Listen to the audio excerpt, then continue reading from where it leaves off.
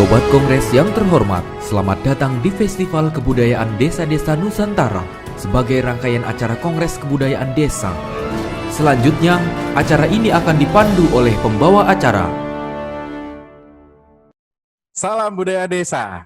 Kembali lagi kita bertemu di seri keempat atau yang kedua di hari ini dalam acara talk show Festival Kebudayaan Desa-Desa Nusantara. Dan Sobat Festival, sepertinya ini yang sudah join di Zoom webinar kita sudah ada 41 orang. Selamat siang semuanya ya. Selamat datang kembali di Festival Kebudayaan Desa-Desa Nusantara. Ini berlangsung selama 4 hari yang dimulai dari hari Senin kemarin hingga besok Kamis ya, 16 Juli 2020. Jadi harapan kita semua juga bisa menyaksikan dari awal kemarin hingga dengan besok usai. Setiap harinya kita ada 2 sesi dari yang pagi dan juga ada di siang hari ini. Dan sekali lagi kami menyapa untuk seluruh partisipan, ada 41 partisipan, silakan nanti ada waktu untuk memberikan pertanyaan di Q&A, jadi mungkin kita bisa mempersiapkan diri, bisa membiasakan diri dengan ada tombol-tombol di sana, Q&A, dan juga ada tombol chat. Oke, untuk teman-teman, untuk Sobat Festival yang sudah masuk di Zoom webinar ini, ya, silahkan kita bisa saling menyapa kembali di chat yang ada di sana. Dari manapun Anda berada, selamat siang semuanya. Oh ya, mungkin kita bisa saling menyapa teman-teman semuanya, sepertinya di seluruh Indonesia hari ini udah siang hari ya. Makanya silahkan Anda bisa menyapa seluruh warga atau seluruh peserta webinar ini dengan sapaan selamat siang menggunakan bahasa masing-masing, bahasa daerah masing-masing. Kalau saya ini dari Kampung Mataraman, Panggung Harjo, Sewon, Bantul, pakai bahasa Jawa, Sugeng Siang. Oke ya. Kalau yang dari seluruh Indonesia silahkan menggunakan kata dari bahasa daerah masing-masing. Selamat siang ya. Silahkan kita tunggu sapaan dari teman-teman semuanya. Baik. Sebelum kita melanjutkan, sembari kita menunggu untuk Sobat Festival menyapa menggunakan bahasa daerah masing-masing, kita buka untuk sesi talk show Festival Kebudayaan Desa-Desa Nusantara ini dengan berdoa terlebih dahulu. Berdoa dimulai.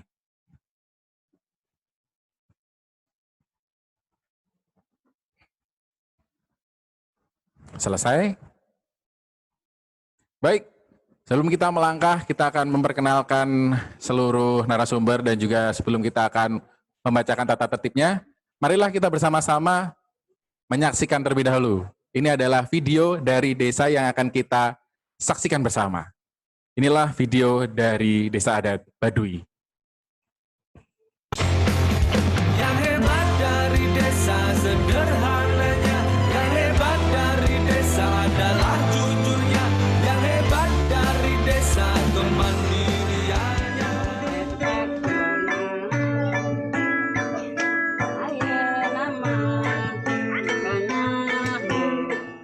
Terima kasih kami untuk menjelaskan tentang masalah pengusulan kesepakatan tentang Tuti Lujar 7 lembaga adat kayak di Desa Kanekes. Sebelum kami menjabat kepala desa, yang sebelum yang ada Undang-Undang Nomor Genep tahun 2014 itu, orang Baduy itu tetap sudah mengusulkan masalah tentang kepercayaan. Soalnya pertanyaan orang Baduy dulu yang sebelum elektrik yang KTP-nya itu sudah dicantumkan, itu disebutkan agama Sundawitan.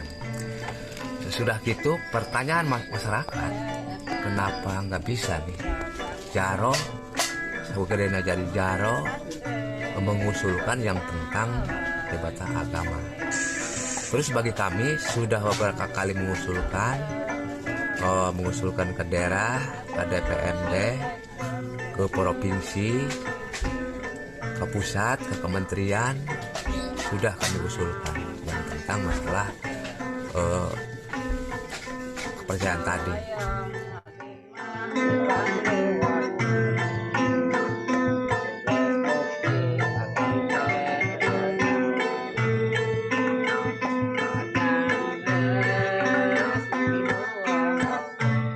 Yang kedua, yang kami usulkan lagi mau punya payung hukum. Payung hukumnya ya tentang desa adat. Soalnya kalau di Baduy itu saya pikir yang saya rasakan itu sudah layak. Kenapa yang sudah layak? Membentuk kepala desa itu hasil musyawarah tang 7 itu kesepakatan lembaga-lembaga adat.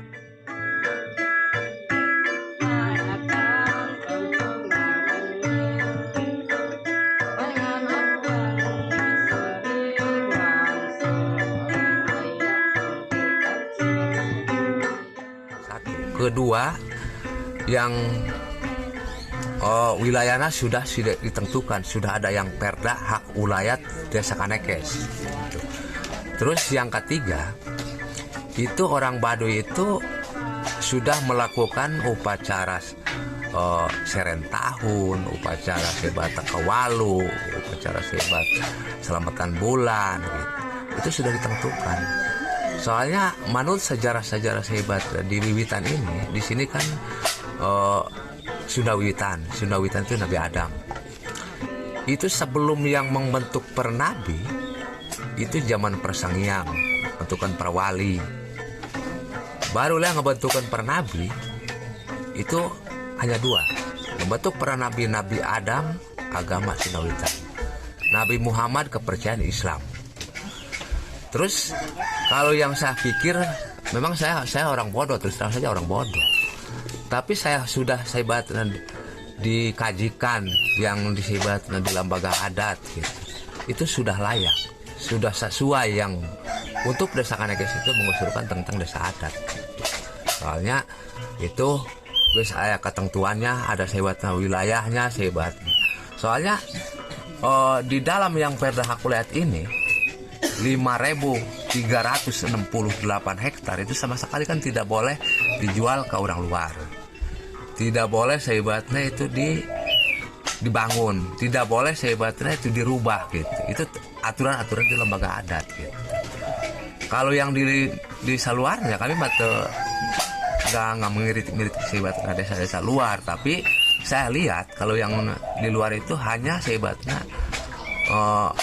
punya adat doang, tapi adat makan beda-beda, ada masing-masing. Tapi bagi kami itu merasakan kalau tidak direspon misalnya ke pemerintah, memang kemauan sebat orang Baduy sebat itu memang menyesal bagi kami gitu. Misalnya soalnya saya kena teguran dari sebat pada kolot, kenapa nggak bisa sih sebat gitu.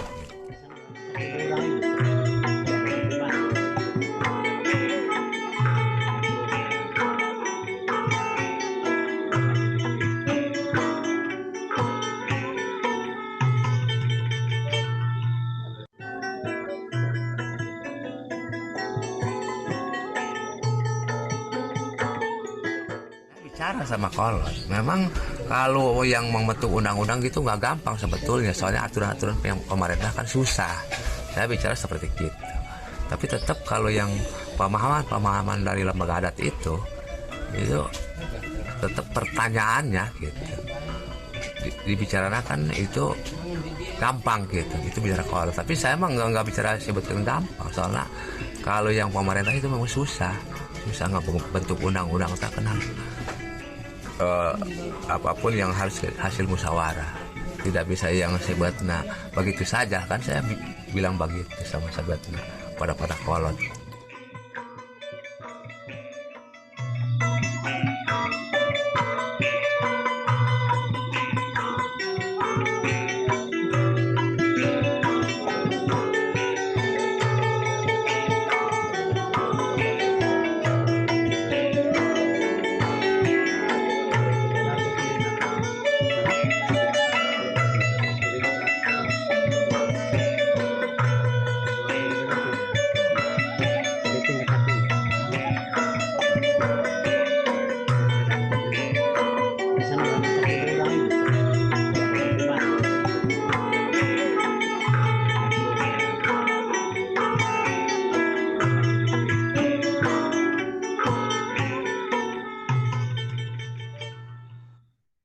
Baik, kita akan langsung menyerahkan waktu dan juga kesempatan ini di seri keempat webinar dan talk show dari Festival Kebudayaan Desa-Desa Nusantara kepada moderator. Selamat siang, Mbak. Selamat siang, Mas Gundi. Mbak Nadia, sudah siap Mbak Nadia untuk menjembatani kita semua, memoderatori kita semua? Insya Allah siap, tentunya ditemani Mas Gundi. Kita akan jalan-jalan ke Baduy ya. Kita jalan-jalan ke Baduy. Baik, Di sana luar biasa indah tempatnya ya. benar sekali. Pengen banget sana ya. Iya, tentunya. Oke, silakan Mbak Nadia. Sudah? Monggo, ampun. Ini boleh? Boleh, silakan. Oke, baik. Ya, terima kasih Mas Gundi dan tentunya Assalamualaikum warahmatullahi wabarakatuh. Selamat siang, salam sejahtera bagi kita semua. Om Swastiastu, Namo Buddhaya, salam kebajikan dan tentunya salam budaya desa. Senang sekali saya siang hari ini bisa menyapa Bapak Ibu semuanya di kesempatan talk show Festival Kebudayaan Desa-Desa Nusantara. Arah Tatanan Indonesia Baru, Perspektif Desa-Desa Nusantara, Pergulatan Gagasan dan Parade Visual Kebinekaan Desa Masyarakat Adat di Indonesia. Dan untuk hari ini kita sudah sampai di seri yang keempat dan kita akan berbicara mengenai Desa Adat Baduy dan membawa tema kita membangun budaya melalui desa adat. Berbicara tentang kebudayaan Indonesia, tentunya kita bisa melihat bahwa kebudayaan Indonesia merupakan hasil interaksi historis dari berbagai kebudayaan Nusantara. Kemudian mulai dari Melayu, Jawa, Bugis, dan berbagai suku bangsa lain yang hidup dalam ruang kultural dan sosial Kepulauan Nusantara. Jadi interaksi historis kebudayaan Indonesia adalah bukti sejarah kebudayaan kita itu dinamis. Dan bahkan interaksi jalin-menjalin antar kebudayaan-kebudayaan Nusantara menghasilkan rona kebudayaan yang plural sebagai kekayaan negara bangsa kepulauan. Dan tentunya kita melihat bahwa kebudayaan Indonesia adalah umum dan abadi serta perlu kita kaji ulang saat ini. Bicara tentang kebudayaan juga tentunya mengkerucut pada yang akan kita bahas, membangun budaya melalui desa adat, dan di seri keempat ini kita bicara tentang desa adat Baduy. Menarik kita berbicara tentang Baduy bahwa mendengar desa adat Baduy kita berarti melihat sebuah kelompok adat, komunitas adat yang sangat dekat dengan alam, sangat dekat dengan lingkungannya. Dan kemudian tentunya di akhir-akhir ini kita mendengar berita-berita yang trending, berita yang viral tentang bagaimana masyarakat adat Baduy mencoba untuk menghilangkan mereka dari destinasi wisata. Terlepas dari sebenarnya sudah ada counter discuss juga tentang hal ini, akan tetapi kita bisa melihat bahwa ada satu tawaran yang menarik bahwa sebuah komunitas adat merasa memiliki kekuatan tersendiri, mereka bisa berjalan dengan kekhasan mereka, dengan kelebihan mereka dan wisdom mereka. Jadi kalau bisa dikatakan menarik untuk kita bicarakan saat ini bagaimana kita dari desa kita bisa memberikan sesuatu yang luar biasa untuk tatanan Indonesia baru sendiri. Apa yang masyarakat Baduy tawarkan saat ini. Nah, dalam kesempatan ini, Sobat Festival, kita akan membahas membangun budaya melalui desa adat, khususnya desa adat Baduy. Kita akan membahas permasalahan ini dengan narasumber, 3 narasumber dan juga 1 penanggap. Kami akan memperkenalkan terlebih dahulu, sekaligus saya akan menyapa terlebih dahulu Ibu Sariah yang merupakan tokoh perempuan adat Baduy. Ibu, selamat siang Ibu. Ya, mungkin bisa suaranya bisa agak kecil Ibu. Dinyalakan? Iya, belum terdengar suaranya Ibu. Sudah? Coba dicek dulu Ibu Sariah. Mungkin bisa menyapa Sobat Festival yang ada di seluruh Indonesia. Selamat siang Ibu.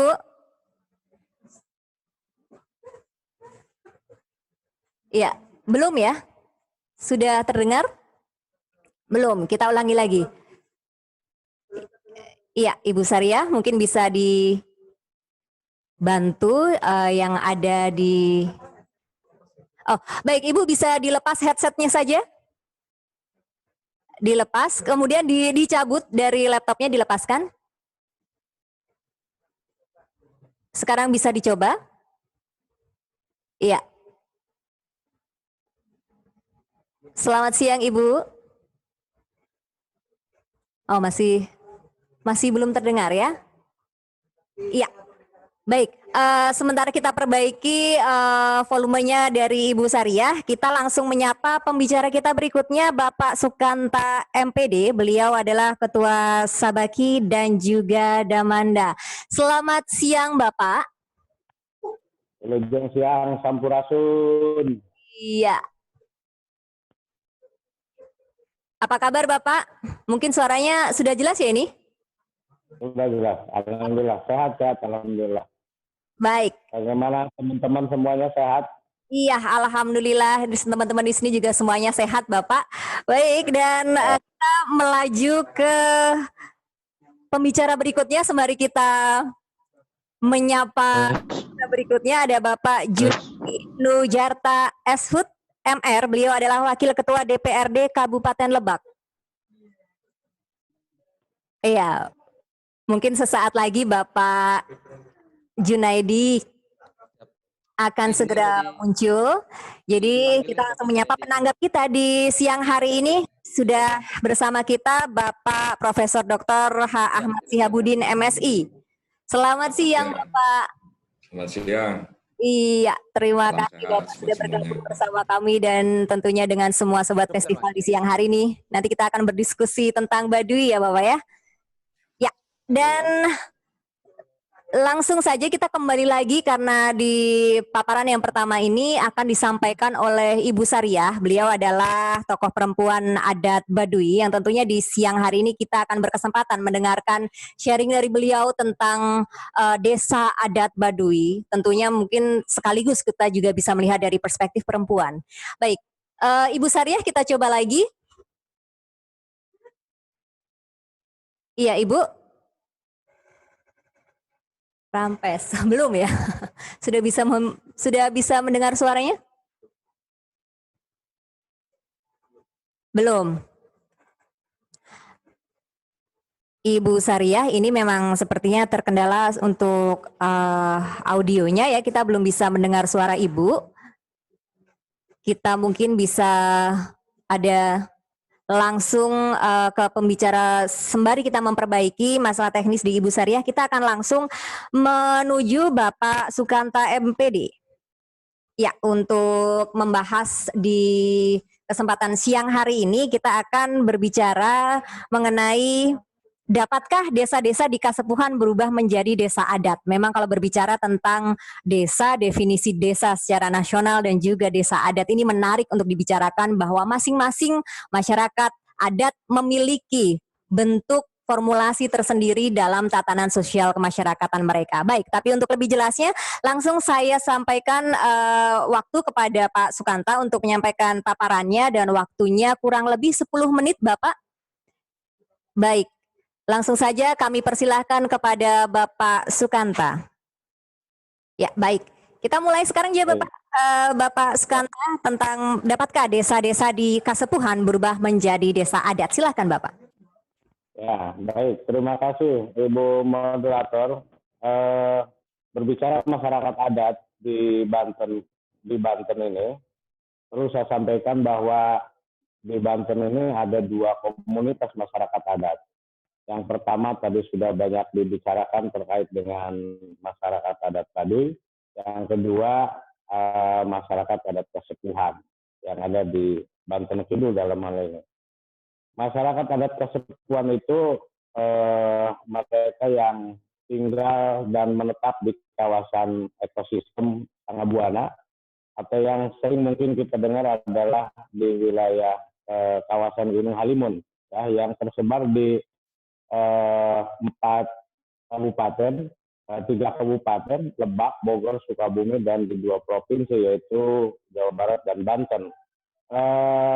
Masyarakat Kasepuhan yang tersebar di ekosistem Tanggabuana itu berpijak pada 3 pilar, yaitu apa yang dinamakan dengan Sara, Nagara, dan Mokaha.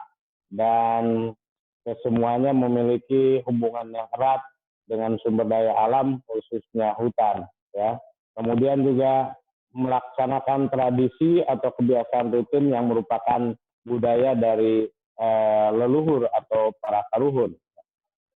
Model sebaran kasepuhan yang ada di Banten Kidul ini ada beberapa ciri. Yang pertama, memiliki wilayah adat atau wewengkon, kemudian ada lembaga kasepuhan, ada kelembagaannya, kemudian ada pengikutnya atau yang sering kita dengar mungkin namanya adalah incu putu, ada aturan juga yang harus dijalankan dan dipatuhi.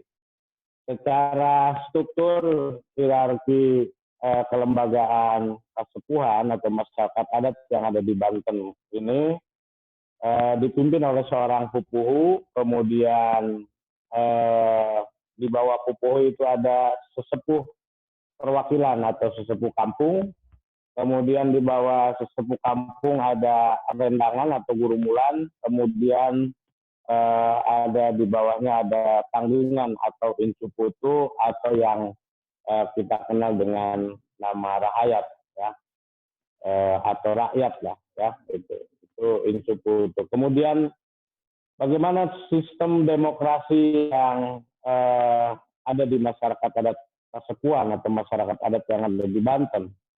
Yang pertama, segala sesuatu dalam menetapkan keputusan itu berdasarkan hasil musyawarah adat atau musyawarah mufakat ya. Kemudian hasil musyawarah itu juga menjadi sebuah keputusan. Kemudian lembaga pelaksana dari keputusan musyawarah dijalankan oleh incu putu dan diperintahkan oleh pupuh kasepuhan dibantu oleh para baris kolot atau pemangku adat yang ada di lembaga kasepuhan itu sendiri. Kemudian pola hubungan kelembagaan yang ada di kasepuhan atau lembaga adat kasepuhan ini ada tiga pilar ya, ada yang namanya amil atau penghulu, dia memang bergerak di urusan keagamaan atau yang mungkin hari ini kita kenal dengan namanya sara, tadi saya sampaikan. Kemudian ada juga jaro adat, dia yang menangani urusan pemerintahan, ada yang namanya kasepuhan. Jaro adat itu sendiri, kalau di lembaga kasepuhan, ini dia menjadi tempat menaungi jaro-jaro negara ya, atau kepala desa yang ada di wewengkon adat kasepuhan itu. Jadi yang namanya urusan keamilan, urusan keagamaan, penghulu, jaro adat, dan kasepuhan, ini satu kesatuan yang memang tidak bisa dipisahkan. Itu yang tadi saya sampaikan, urusan ara, urusan negara, dan urusan mokaha. Kemudian perlu kami sampaikan pada kesempatan ini, karena hari ini kita berbicara persoalan yang menarik terkait dengan bagaimana desa-desa yang ada di Nusantara ini. Perlu saya sampaikan bahwa di Banten atau di Banten Kidul, di Kasepuhan Banten Kidul ini ada beberapa kondisi yang perlu disampaikan. Yang pertama, ada satu wewengkon adat, ini terdiri dari satu kasepuhan. Ya. Satu wewengkon adat terdiri dari satu wewengkon kasepuhan, tetapi di dalamnya ada 5 desa administratif. Kemudian ada satu wewengkon adat terdiri dari satu kasepuhan pupuhu dan satu desa. Ada juga satu wewengkon adat dihuni oleh 3 kasepuhan pupuhu dan dalam satu desa administrasi. Dan satu desa terdiri dari beberapa sesepuh kampung atau sesepuh perwakilan. Karena memang di Banten ini unik ya, menarik gitu. Ada satu desa yang dihuni oleh beberapa kasepuhan perwakilan, ada dalam satu kasepuhan terdiri dari beberapa desa, dan antara desa dan perwakilan kasepuhan ada yang beda wilayah administratif. Satu contoh misalnya Kasepuhan Cipta Gelar yang ada di Sukabumi, ini sesepuh perwakilannya atau sesepuh kampungnya banyak tersebar di wilayah administrasi provinsi Banten, ya, Kabupaten Lebak.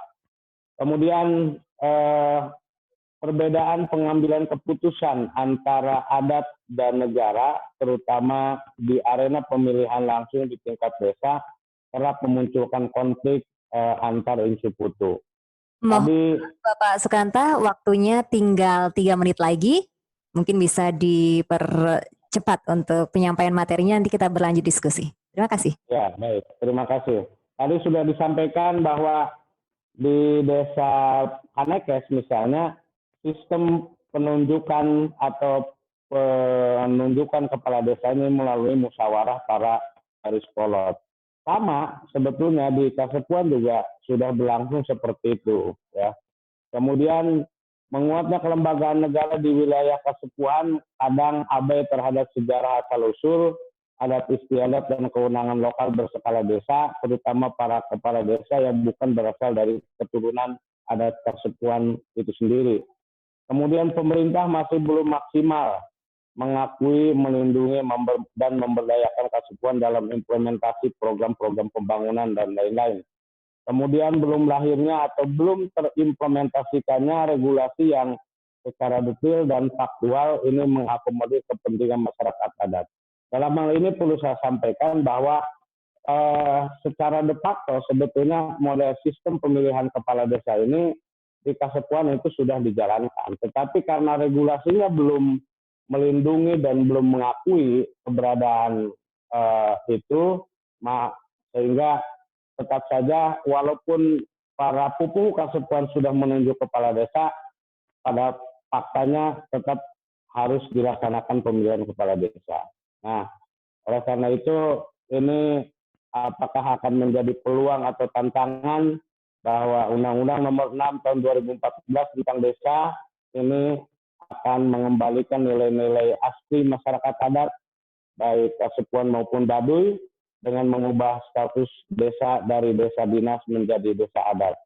Nah, dalam kesempatan ini juga muncul pemikiran yang dalam posisi dilematis bagi masyarakat Kasepuan, di mana dihadapkan pada dua pilihan, apakah memilih desa adat atau memilih desa dinas. Seperti hanya Kanekes tadi, pada prakteknya sudah melaksanakan desa adat, tetapi secara regulasinya, payung hukumnya ini masih masuk pada kategori desa dinas.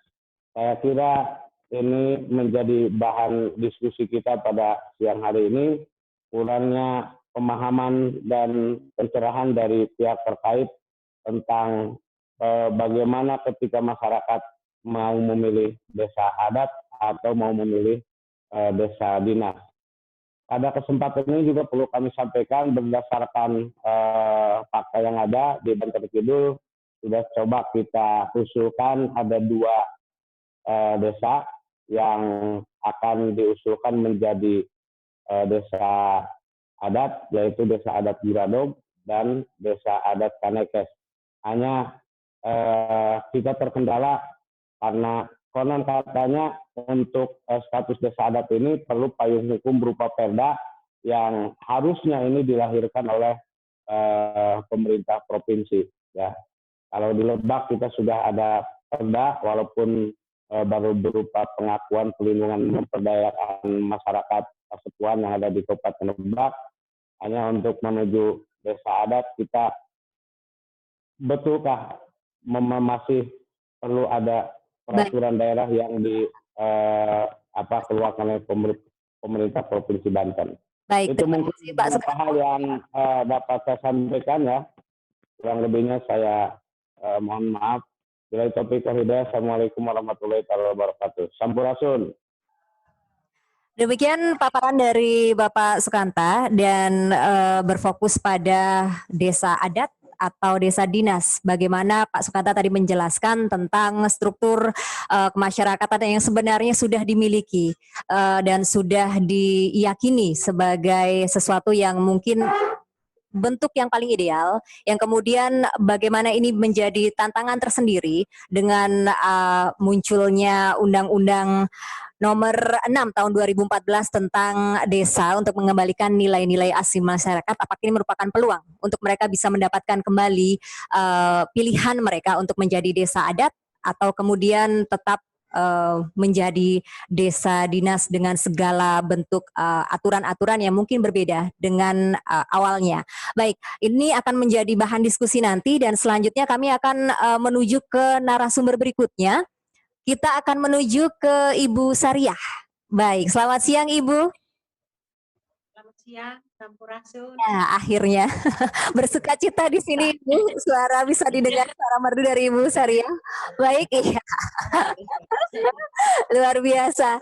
Ibu, apa kabar? Baik, baik Bu. Iya, alhamdulillah baik. Dan mungkin bisa lebih dekat ke laptop Ibu, ke sumber suara, bisa mendekat agar kami di sini dan juga semua sobat festival bisa mendengar penjelasan dan bisa lebih mengenal Baduy dengan lebih dekat lagi. Baik, Ibu. Ya, Ya, dan di siang hari ini kami memberi waktu Ibu untuk bercerita, untuk sharing tentang Baduy kepada seluruh sobat festival di sini, dan tentunya mungkin juga dari perspektif seorang perempuan, seperti itu. Baik, silahkan kami berikan waktu paparan Ibu 10 menit, dan nanti kita juga akan langsung menuju ke narasumber berikutnya dan langsung kita membuka diskusi. Silahkan, kami persilakan waktunya untuk Ibu Sariah. ya. Jadi bagi masyarakat Baduy perempuannya beraktivitasnya berladang, terus selain berladang bikin kerajinan gitu yang di Baduy, terus sekaligus jadi ibu rumah tangga. Terus di kegiatan ini kan sekarang kan ada ini dampak COVID-19. Jadi bagi masyarakat Baduy itu ada pengaruhnya. Kenapa masyarakat Baduy ikut terpengaruh dengan COVID-19? Karena dinilai ekonomi agak ngurangan, karena kan perajin-perajin tenun itu kurang penjualan karena nggak ada pengunjung sama sekali ke Baduy untuk melihat keterampilan kami untuk berbikin kain tenun. Terus akhirnya ekonominya agak melemah bagi ibu-ibu perempuan Baduy. Kan masyarakat Baduy separuhnya itu bikin kerajinan tenun. Dampak ekonominya jadi ngurangan gitu. Jadi desa adat ini kan di Baduy ini apa? Jadi ada desa adat, tapi di negara belum dibikin desa adat, masih belum tercantum di negara gitu desa adat di Baduy ini. Sedangkan kami dari nenek moyang kami tetap desa adat. Nah, jadi sekarang mau diperhatikan sama pemerintah, dibikin desa adat di Baduy. Nah, untuk kami sebagai perwakilan ibu-ibu Komnas HAM perempuan di Baduy ini ingin dibikin untuk desa wisata adat. Jadi kami ada pengaruhnya juga kalau misalkan kami tercantum ada di negara gitu, karena kan sampai hari ini belum tercantum di negara kami. Padahal kami dari dulu desa adat.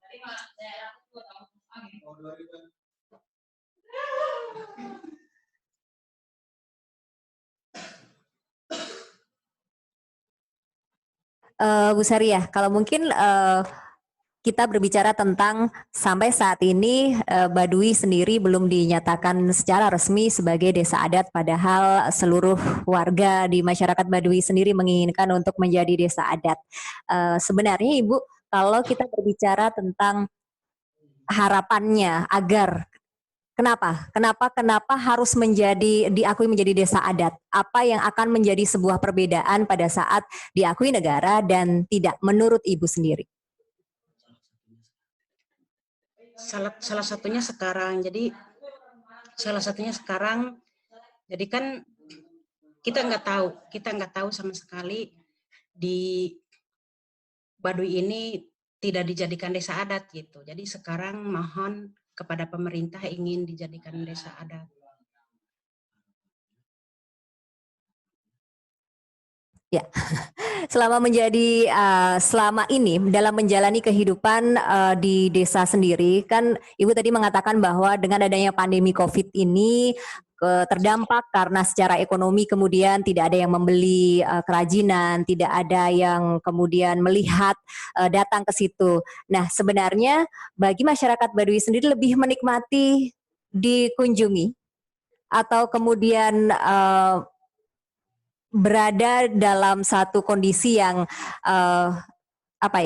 eksklusif seperti itu, dan kemudian mempunyai ciri khas yang tidak harus mereka datang, tidak harus wisatawan datang, tapi bisa melempar produk-produk itu keluar dari Baduy. Kalau Ibu dan masyarakat di Baduy menganggapnya seperti apa, Bu?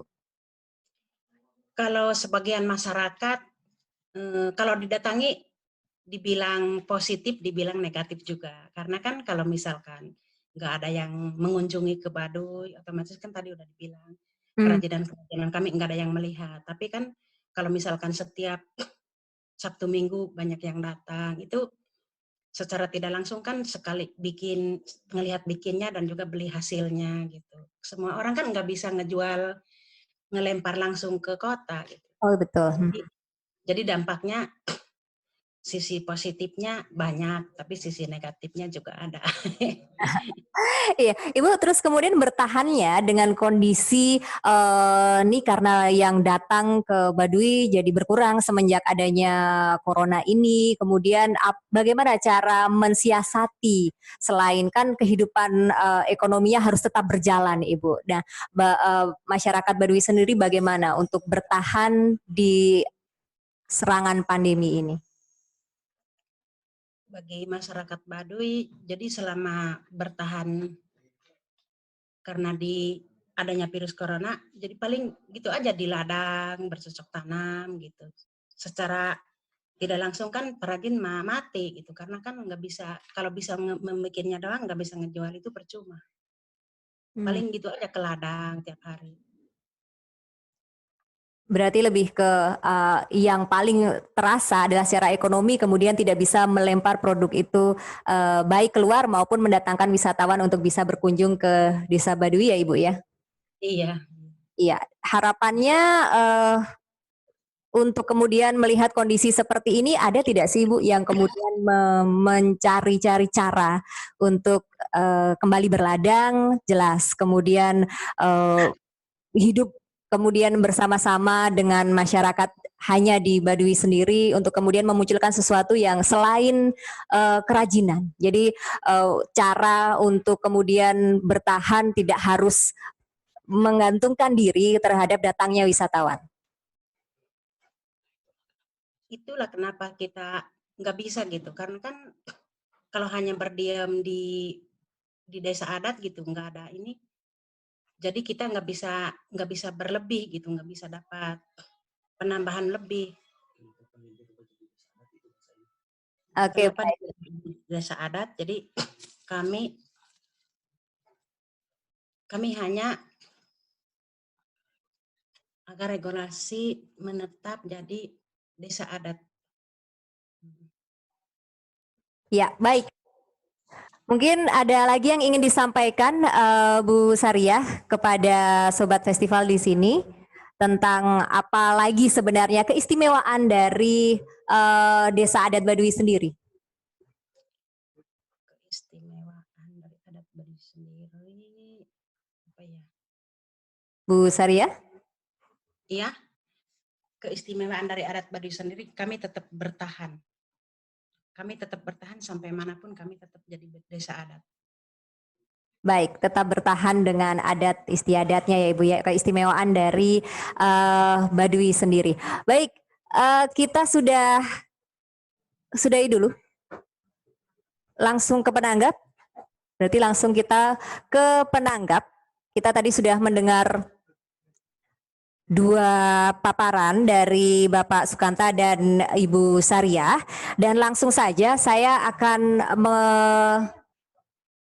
meminta Pak Profesor Dr. H. Ahmad Sihabudin MSI untuk menanggapi dua paparan tadi. Pak Ahmad Sihabudin, ternyata cukup menarik bahwa kalau kita berpikir bahwa desa adat itu memiliki kekuatan yang luar biasa gitu. Tapi kemudian tadi juga ada satu testimoni tersendiri bahwa ternyata mereka juga tergantung secara ekonomi terkait juga dengan adanya pandemi COVID-19 ini, dan kemudian cara-caranya akhirnya jadi bisa dikatakan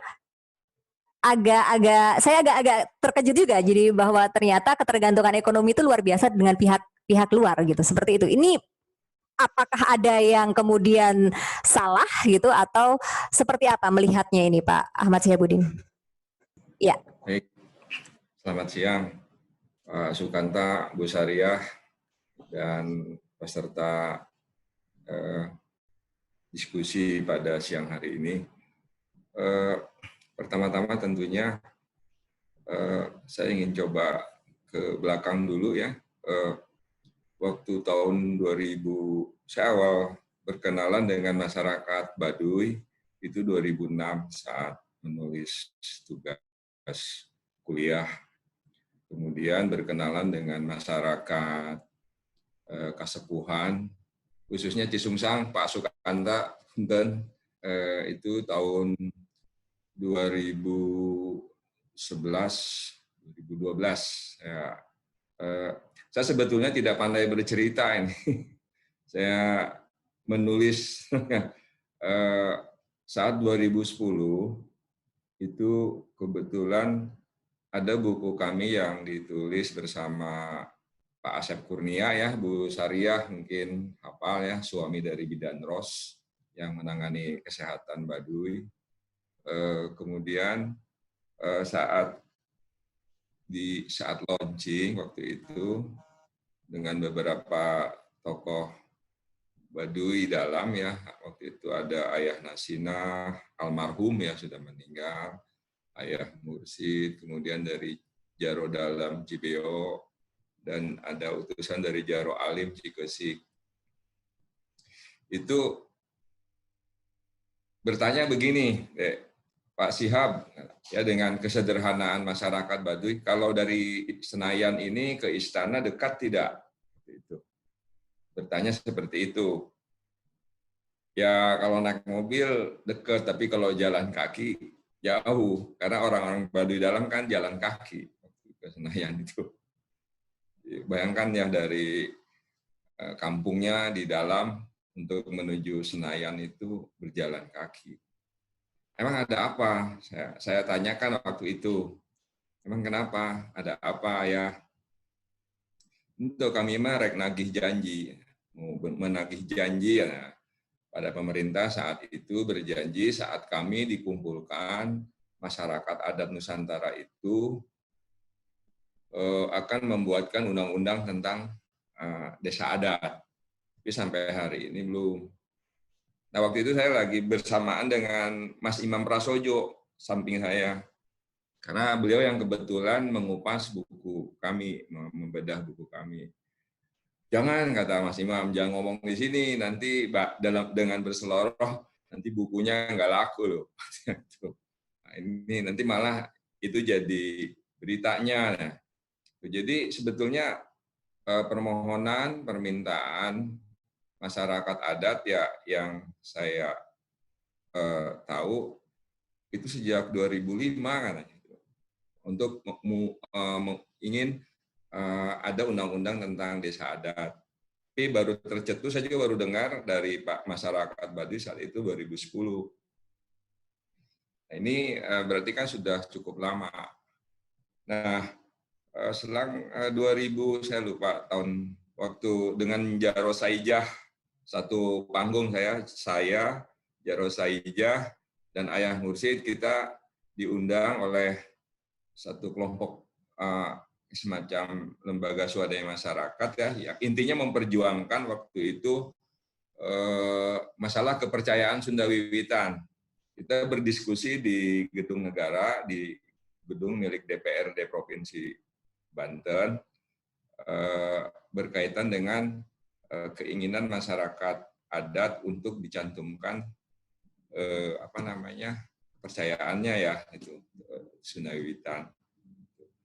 Saya bicara saat itu berdasarkan, mungkin nggak jauh beda apa yang saya sampaikan, slide yang saya sampaikan gitu, terkait dengan eksistensi masyarakat adat.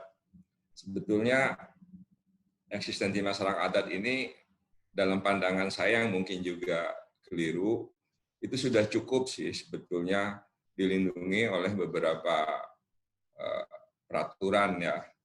Atau dalam hal ini kan di Undang-Undang Desa juga kan disebutkan sebetulnya ada penyebutan desa ini disebut desa dan desa adat kan gitu.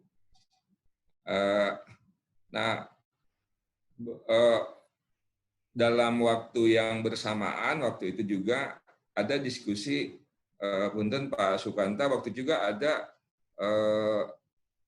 yang penyelenggaranya waktu Biro Pemerintahan di Provinsi Banten.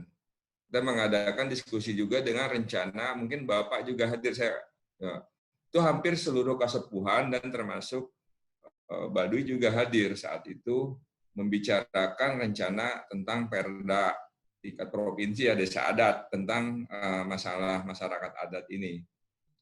Ya sambutannya sih menurut saya baik ya gitu Kak. Saya dari sudut pandang orang luar dari kesepuhan dan orang luar dari masyarakat adat Baduy, ya mereka kan punya perangkat ya. Saya bilang kalau mereka punya perangkat sistem sendiri berkaitan dengan masyarakat adat, tradisi mereka itu sebetulnya sudah bisa kita katakan ini desa adat gitu.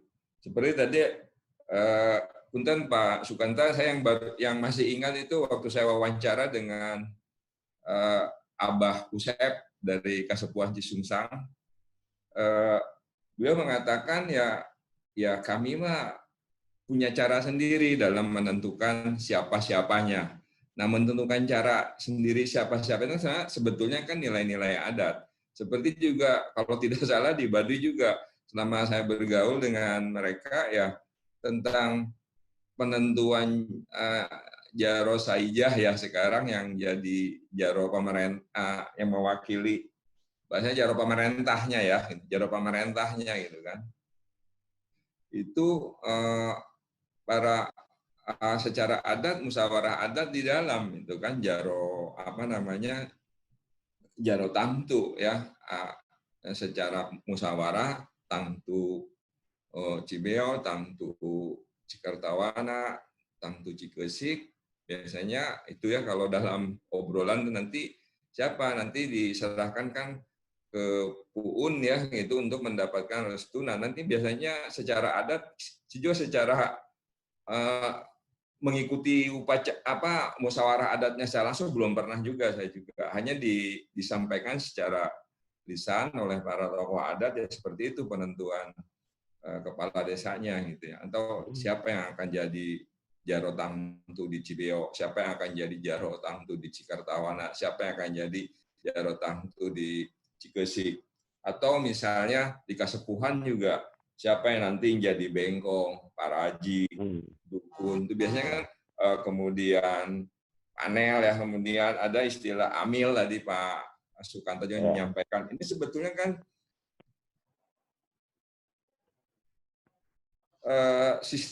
sistem adat yang sudah ada sejak dulu gitu kan. Kalau mau cerita Apih Adeng saat itu almarhum Apih Adeng masih ada, ya Pak Jampana ya itu saya wawancara itu sempat saya dibukukan sih, mungkin nanti saya kirimkan aja nanti ini Kasepuhan Cisungsang, saya coba tuliskan, saya susah dari saya tidak pandai bicara ya di dalam media cerita. Kemudian disertasi saya juga saya bukukan juga dalam buku Baduy, kebutuhan masyarakat Baduy ya. Mohon maaf, ini waktunya tinggal 3 menit lagi Bapak, mungkin bisa nanti kita lanjutkan di diskusi. Baik, kalau dalam pandangan saya, baik Kasepuhan kan di Undang-Undang Desa sudah disebutkan diserahkan kan kepada lokasi tempat tinggal desa atau tempat itu apa, mau disebutnya apa gitu. Seperti kan di Banten Selatan di Sabaki ya Pak Sukanta ya, itu kan mereka menyebutnya kesepuhan, gitu. Ya, itulah desanya gitu, desa adatnya disebutnya kesepuhan. Nah kalau di Baduy kalau tidak salah mereka menamakan dirinya gitu kan, kalau ditanya kami orang mana, pasti disebutnya ada yang mengatakan kami ini bukan orang Baduy, mereka biasanya mengatakan orang Kanekes ya gitu atau Arawayan ya, karena ada nama aslinya itu gitu. Baduy itu kan sebutan dari orang luar sebetulnya kalau menurut para peneliti pendahulu seperti Profesor Distira, Profesor Kusnaka, mereka mengatakan Baduy itu kan karena cara berladangnya pindah-pindah gitu. Sebetulnya kalau mereka ditanya pasti mereka menyebutnya kami mah orang Kanekes. Nah ini sebutan-sebutan ini kan di undang-undang dicantumkan ya, saya lupa nama pasalnya itu, mau nyebut kesepuhan, mau nyebut ulayat. Nah ini tapi bukan tuntutan ya, keinginan mereka lah ya, keinginan mereka ada undang-undang tentang desa adat. Itu yang saya tahu dari tahun 2005 katanya itu permohonannya itu mereka saat berkumpul ada pertemuan masyarakat Nusantara ya, adat Nusantara di Taman Mini waktu itu. Ya tinggal di ini aja pada masa Presiden siapa itu tahun 2005 itu. Tinggal nanti kan sekarang ini kan mungkin masa adat sudah cukup lama juga menanti undang-undang itu. Tapi kalau dari aspek peraturan, baik undang-undang desa, undang-undang dasar ke atas yang undang-undang 45, kemudian Kepresnya, peraturan pemerintah baik tingkat satu daerah kalau di Banten menurut saya itu sudah cukup eksis ya Pak Sukanta ya, pengakuan kesepuhan dari masyarakat juga dari pemerintah juga sudah ada gitu perdanya. Di Lebak itu ada, Baduy juga gitu kan. Nah, seperti yang disampaikan oleh Jaros Saijah ya saat pemutaran video, memang di masa Baduy ini kan bertambah itu saat di Perda itu tahun 2005 itu desa tuh kampung lah. Lembur itu baru 51 kalau nggak salah Bu Sariah ya. Kalau sekarang kan berkembang terus itu. Kalau tidak salah hampir 71, 72 lembur gitu kan. Artinya ada tanah-tanah yang tadinya lahan produktif digunakan untuk tempat tinggal. Nah ini tadi yang persoalan tadi itu Bu moderator ya, ada keterkaitannya dengan ekonomi di luar tadi juga, karena memang lahan kalau di Baduy ya, lahan produksinya yang tadinya mungkin untuk produksi karena perkembangan penduduk terus penambahan perkampungan, meskipun mereka tidak akan menyentuh lahan yang leweng kolot, leweng ini nggak bisa lahan produksinya, intinya lahan produksinya itu berkurang digunakan untuk pemukiman. Karena dari 50 dari tahun 2005 ke sekarang sudah hampir 71 kampung lah. Kalau yang saya tulis ini kan jumlah penduduknya itu waktu itu sudah hampir 11.000 ya. Tapi alhamdulillah sih kalau dari perkembangan ya mungkin Bu Sariah bisa menyampaikan bahwa di Baduy juga akseptor KB terus meningkat ya Bu ya, tentang keluarga berencana ya, hidup sehat, berpola keluarga berencananya sudah banyak juga yang ikut gitu. Mungkin itu saja dulu dari saya yang mungkin nanti bisa dilanjut dengan diskusi. Iya, baik. Terima kasih Pak Ahmad Syihabuddin untuk tanggapannya. Jadi bicara tentang memang seiring dengan perkembangan zaman, ketergantungan ekonomi dari pihak luar untuk desa adat Baduy sendiri menjadi sesuatu yang tadi disampaikan Pak Syihabuddin juga bukan menjadi hal yang tidak bisa dielakkan lagi gitu, karena lahan untuk pertaniannya juga dengan pengembangan wilayahnya juga semakin menipis seperti itu, dan tentunya lebih pada bagaimana kemudian masyarakat di Baduy sendiri dan juga Kaspuhan memaknai mereka sebagai desa adat ini dan tentunya memberikan secara maksimal sumbangan untuk tatanan Indonesia baru. Nah, ini nanti kita akan bahas lagi terkait dengan membicarakan tentang desa adat dan tentunya bicara tentang perlindungan atas hak ulayat masyarakat Baduy. Ini berbicara juga tentang perda yang ada di Kabupaten Lebak sendiri. Kalau bicara tentang peraturan-peraturan, tentunya kita akan menuju ke narasumber berikutnya. Ini beliau tentunya sangat akrab dengan aturan dan mengawal di sisi legislatif untuk pembuatan peraturan-peraturan daerah yang terkait dengan perlindungan terhadap hak adat ya. Dan langsung saja kami akan menyapa ke narasumber berikutnya, Bapak Junaidi Ibnu Jarta SHUT MR. Beliau adalah Wakil Ketua DPRD Kabupaten Lebak. Selamat siang Bapak. Bapak Ibnu, Junaidi Ibnu Jarta. Bapak Junaidi. Ya, Selamat siang Bapak. selamat siang juga Mbak. Iya, apa kabar Bapak? Sehat? Alhamdulillah. Iya, Sehat. baik. Mohon maaf terlambat ya. Iya Bapak, tidak mengapa, tapi kita bergabung segera dan kami menunggu paparan Bapak. 5 menit saja ya Pak ya? Ya, ya. 5 menit saja kita Oke. bicara tentang yang disampaikan Bapak. Ini kalau saya intip dari presentasinya Bapak, ini tentang perjalanan mengawal kebijakan ya Pak ya? Untuk perlindungan terhadap masyarakat adat Baduy ini sendiri. Monggo Bapak silahkan. Oke. Terima kasih Mbak narasumber, MC atau moderator. Perkenalkan saya Junaidi Ibnu Jarta, Wakil Ketua 2 DPRD Kabupaten Lebak. Assalamualaikum warahmatullahi wabarakatuh. Selamat sore semuanya. Saya mohon maaf Pak, tadi agak terlambat karena masih ada urusan, dan yang saya hormati semua narasumber, kemudian wabil khusus rekan-rekan panitia penyelenggara Kongres Kebudayaan Desa yang insya Allah berada di Yogyakarta.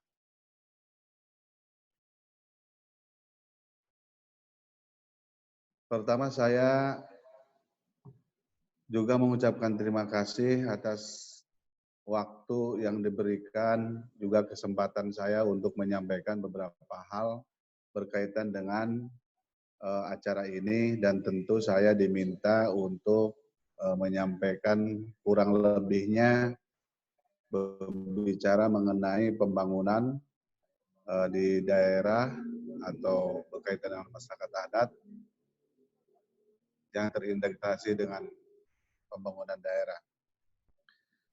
Pertama saya ingin menyampaikan bahwa masyarakat adat itu terutama di Kabupaten Lebak bahkan di Indonesia memang menjadi masyarakat asli, dan berbicara secara de facto itu tidak bisa kita bantah keberadaannya. Namun ketika berbicara de jure, nah ini persoalannya pemerintah masih belum bisa hadir. Mbak, ini kedengaran nggak ya? Halo? Iya, aman Bapak, terdengar sangat jelas. Oke, terdengar sangat jelas ya. Nah, oleh karena itu, kalau kita melihat dari aspek yuridis ya, bahwa masyarakat adat itu secara eksplisit di dalam Undang-Undang Dasar Pasal 18 itu sangat jelas dicantumkan. Namun keturunan dari undang-undang yang lain secara eksplisit memang pada waktu itu pemerintah belum secara sistematis bagaimana masyarakat adat ini diperhatikan secara langsung, sehingga mempunyai peranan strategis yang tidak terpisahkan dalam hal membangun Indonesia ini pasca kemerdekaan yang tentu bersama-sama dengan masyarakat yang lain. Nah, tapi kita perlu bersyukur bahwa setelah adanya keputusan MK 35 pada tahun 2010 bahwa masyarakat adat itu bagi yang bermasalah di wilayahnya yang berkaitan dengan hutan negara itu sekarang sudah ada celah bagaimana caranya memperjuangkan hak-haknya yang tadinya itu tidak jelas keberadaannya jika berdomisili di dalam kawasan Taman Nasional. Kasuistik itu misalkan di Kabupaten Lebak, ya, gitu. Nah, oleh karena itu, pengakuan ini secara yuridis, ya, dengan adanya perubahan Undang-Undang 41 tahun 1999 tentang kehutanan, ya, dan kemudian uji materi ke MK dan dikabulkan menjadi keputusan nomor 35 tahun 2010 sehingga yang disebut dengan hutan itu tidak hanya hutan negara tapi menjadi dua klasifikasi hutan, diantaranya hutan negara dan hutan hak. Nah, di antara hutan hak itu ya ada itu salah satunya adalah hak komunal adat. Nah, masyarakat adat dalam hal itu setelah adanya perubahan MK 35 dengan prasyarat penting harus ada pengakuan dari pemerintah daerah dalam bentuk perda sebagai bentuk konsensus politik, maka masyarakat adat ini menjadi prasyarat untuk mendapatkan pengakuan dari pemerintah pusat.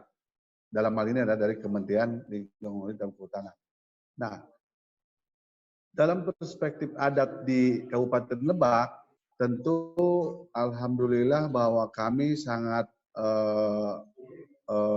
heterogen. Artinya ada dua masyarakat adat di Kabupaten Lebak, yang satu adalah masyarakat adat Kasepuhan, ya, dan yang kedua adalah masyarakat adat Baduy.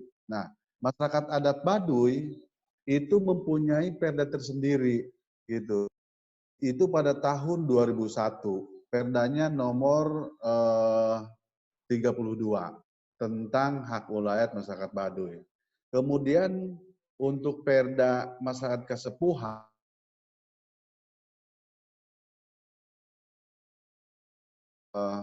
tentang pengakuan, perlindungan dan pemberdayaan masyarakat adat Kasepuhan. Nah, saya kira ketika berbicara mengenai tema saya pada siang atau menjelang sore ini, bahwa membangun komunitas adat yang berintegrasi dalam pembangunan daerah, saya kira dimulai dari aspek yuridis kehadiran pemerintah, tidak hanya secara de facto. Karena dengan adanya pengakuan secara yuridis dari pemerintah, secara langsung dan tidak langsung, masyarakat adat itu merasa diakui secara de facto dan secara yuridis. Nah, oleh karena itu, jika diakui secara yuridis, maka hadir pemerintah di tengah-tengah masyarakat tidak hanya berbicara legalitas pengakuan, tapi juga ada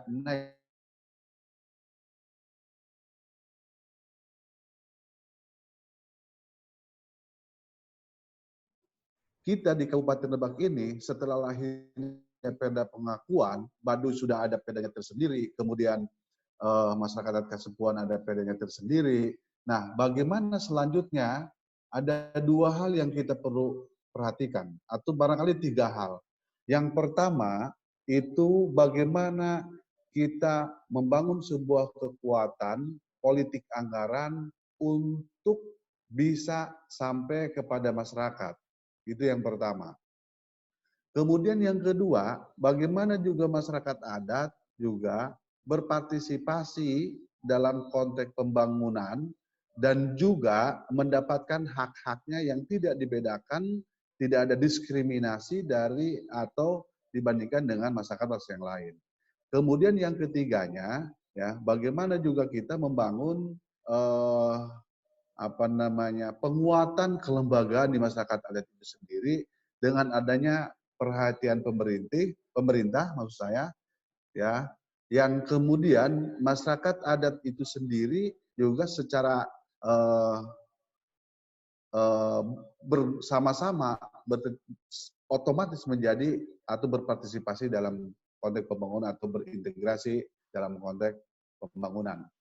Ya. Nah, kemudian Waktunya kebetulan habis. Oke. Mungkin kita bisa lanjutkan lagi dalam Oke. sesi tanya jawab ya. Bisa boleh. dalam Ya. closing statement juga. Baik, terima Ya, kasih sementara itu, Mbak. Pak Junaidi Ibnu Jarta yang menyampaikan mengenai bagaimana yang negara harus hadir dalam pengelolaan masyarakat adat ini, dan tentunya tidak hanya aturan tapi juga benar-benar melihat bagaimana bisa menjaga, melindungi masyarakat adat sendiri.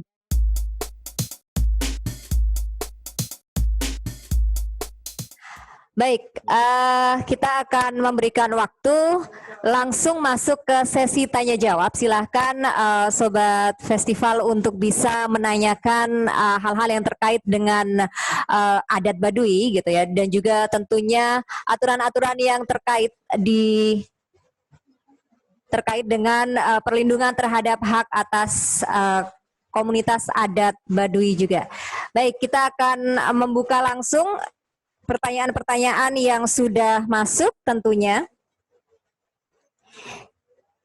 Ya, ini dari Isa Yusidia di Lampung untuk semua panelis. Ingin bertanya, bagaimana masyarakat Baduy menjaga kelestarian adat budaya mereka di tengah era modern sekarang ini? Seperti apa keterlibatan anak muda di Baduy dalam pelestarian adat masyarakat Baduy? Jadi ini adalah pertanyaan untuk semua panelis tentang bagaimana masyarakat Baduy menjaga kelestarian adat di era modern dan keterlibatan anak muda dalam pelestarian adat. Kita mulai dari siapa dulu nih akan menanggapi? Kita mulai dari Bapak Sukanta.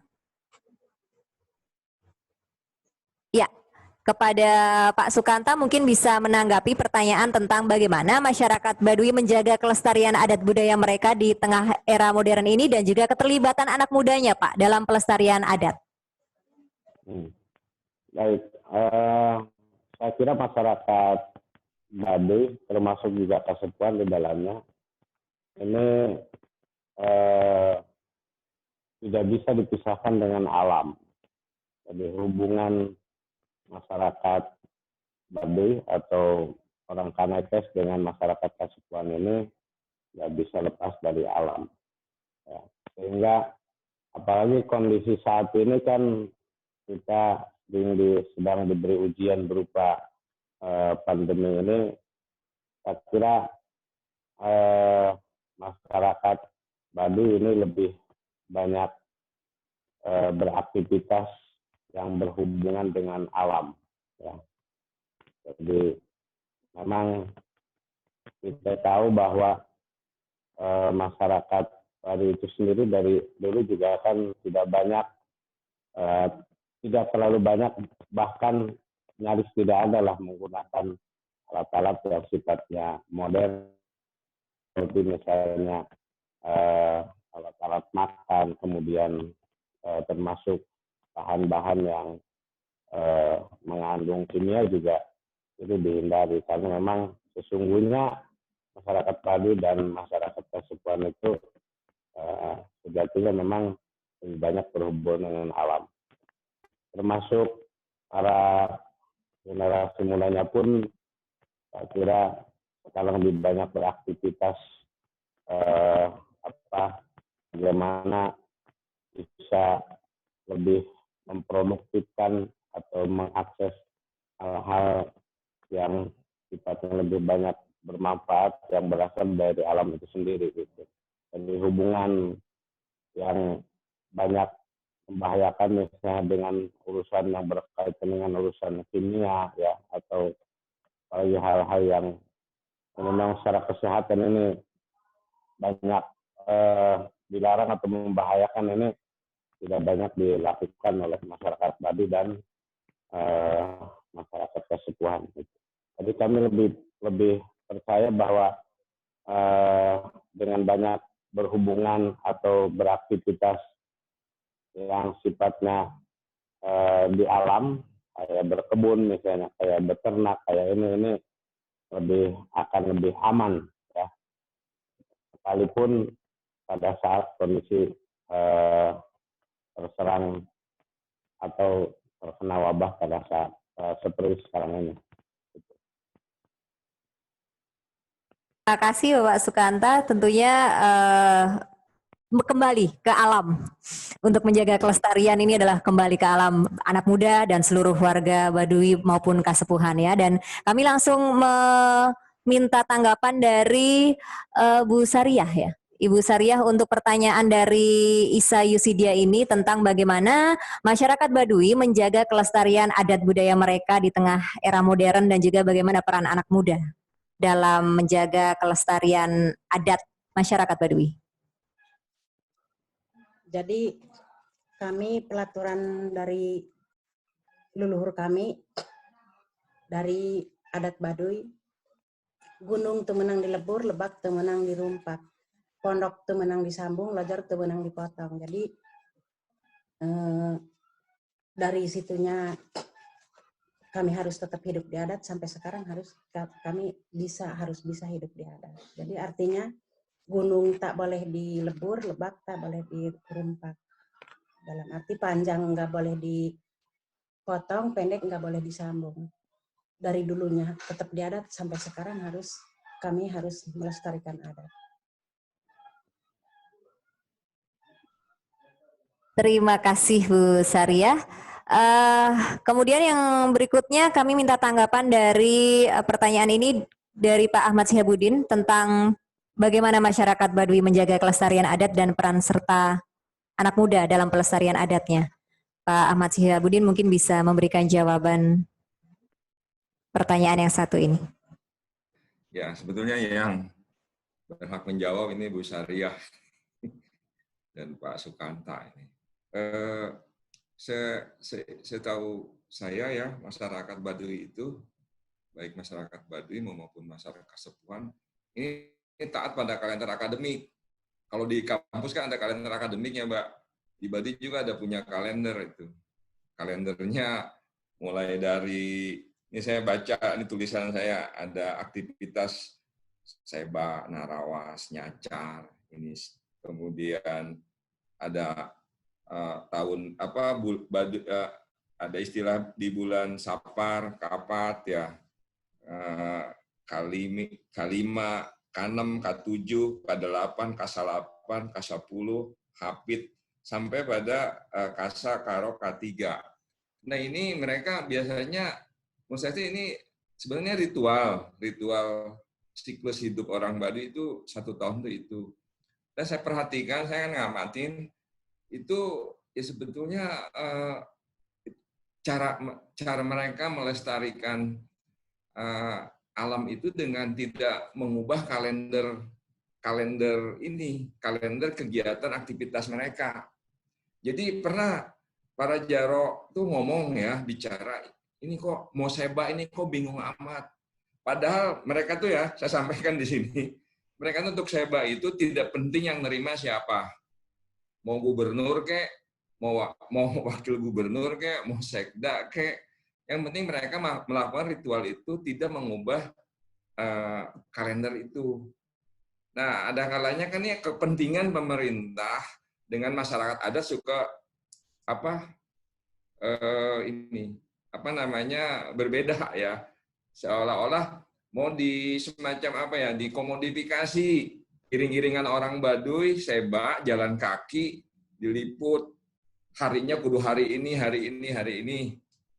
Ini yang menurut saya tadi akhirnya mengganggu tadi siklus mereka gitu, yang mestinya mereka sudah beres masalah-masalah ada ini. Karena mereka kan tadi dengan alam ya gitu. Mereka dan menurut pandangan saya, baik orang tua, orang muda itu sama-sama gitu melakukan itu. Jadi cara anak muda ya, cara orang tua mengajak anak muda dan anak muda mengajak anak lebih kecil ini, mereka belajar, kalau dalam istilah kami ya, saya dengan Pak Asep dengan Bu Bidan, tutor sebaya. Mereka saling ngajarin gitu. Ibu Sariah, saya yakin Beliau pandai membaca. Dari mana belajarnya? Nggak ada yang tahu belajarnya. Saya tahu Ajaro Mursid itu bisa baca. Di mana belajarnya? Ya cara mereka sendiri itu.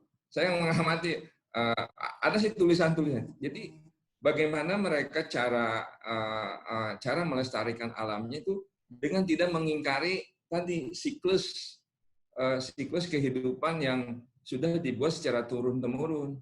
Ayo wayahna seba, kami kudu seba. Ayo wayahna bahasanya nyacar, kudu nyacar di rumah. Ayo wayahna ngaduruk, kudu ngaduruk.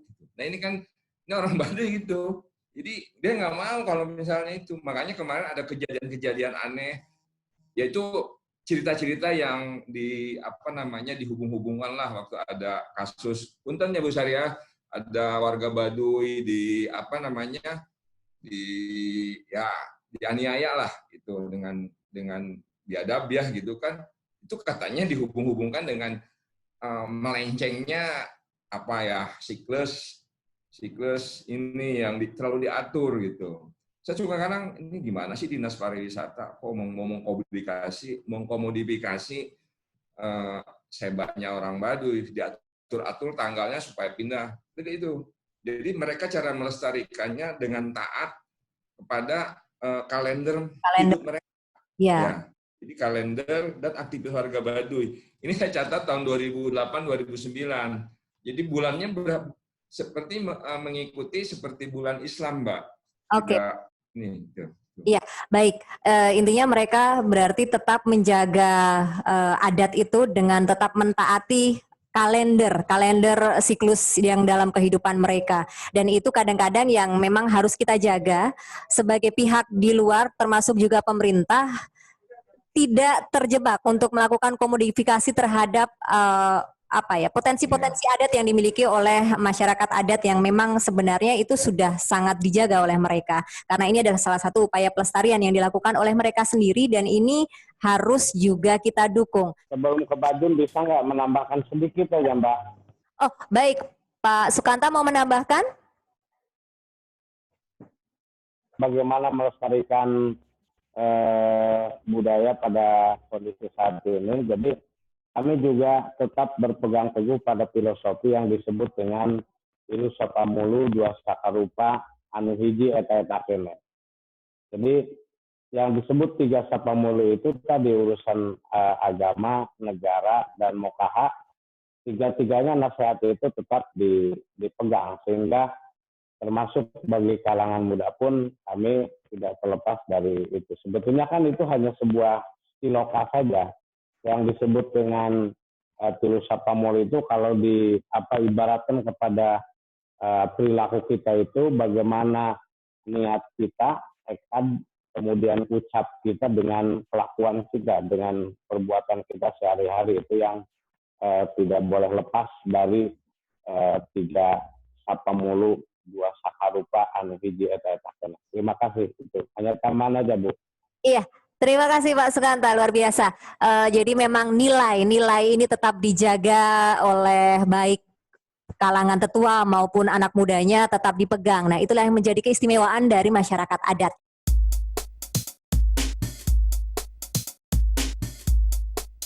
Kita kembali lagi ke pertanyaan yang juga sudah masuk untuk semua panelis. Ya. Kita buka terlebih dahulu dan ini pertanyaan yang untuk Bu Sariah kali ini. Dari Gilang di Jawa Timur bertanya kepada Ibu Sariah. Ibu Sariah, jika desa adat Baduy terus membuka diri pada masyarakat, bukankah ada resiko tertular COVID-19? Apakah ada ketakutan dari masyarakat Baduy? Kami sebagai masyarakat Baduy ada ritual tersendiri dari masyarakat adat kami, jadi untuk menjaga hal-hal yang tidak diinginkan seperti COVID-19, jadi ketua-ketua adat kami bikin ritual untuk semua masyarakat warga Baduy. Jadi kami saking percayanya sama adat kami, jadi kami pasti COVID-19 ini tidak sampai ke Baduy, jangan sampai. Iya. Dan menjaganya dengan tetap taat terhadap ritual yang dimiliki oleh masyarakat Baduy itu sendiri ya Bu Sri. ramu-ramuan. Dengan ramu-ramuan herbal yang dimiliki tentunya. Ya, terima kasih Bu Sariah. Ini kembali ke pertanyaan yang sudah masuk dari Indri Wulandari di Bogor, Jawa Barat untuk semua panelis. Adanya berita bahwa suku Baduy mengirimkan surat terbuka kepada Pak Presiden meminta suku adat Baduy dihapus dari destinasi wisata nasional. Bagaimana tanggapan narasumber? Mungkin kita mau mulai dari Bu Sariah terlebih dahulu ya. Ya, ke Bu Sariah terlebih dahulu tentang surat terbuka yang meminta suku adat Baduy dihapus dari destinasi wisata nasional, Ibu. Bagaimana tanggapannya? Itu ada pihak ketiga yang memancing isu, padahal kami sebagai masyarakat Baduy tidak sama sekali tidak tahu. Oke, baik. Jadi sebenarnya tidak berkeinginan ya Ibu ya untuk dihapuskan dari destinasi wisata gitu. Tidak keinginan, bahkan tidak boleh itu, tidak boleh dihapus. Oh baik, baik. Tetap mau dikunjungi ya Ibu ya, asal wisatawannya juga tetap menjaga kelestarian alam seperti itu. Oke, ya Bapak Sukanta, tanggapannya Pak Sukanta tentang surat terbuka yang kemarin tadi di awal saya juga sudah sedikit menyinggung tentang lagi viral itu Bapak. Saya kira Indonesia ini milik kita bersama.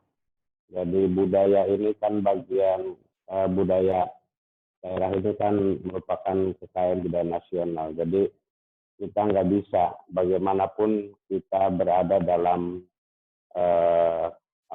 bingkai negara kesatuan Republik Indonesia. Jadi tidak bisa. Indonesia ada ini karena ada Baduy, karena ada Banten Kidul, karena ada desa-desa masyarakat adat yang lain yang ada di Indonesia. Jadi kita nggak bisa juga memisahkan Tandai Kesatuan Baduy dari negara kesatuan Republik Indonesia. Jadi kalau ada oknum yang berusaha memperkeruh suasana ini, saya kira ini nggak baik lah itu. Jadi mohon negara kesatuan ini untuk kita jaga, kita bingkai bersama-sama, termasuk khasana budayanya. Iya, baik. Ya, terima kasih Pak Sukanta. Tadi sudah memberikan jawabannya.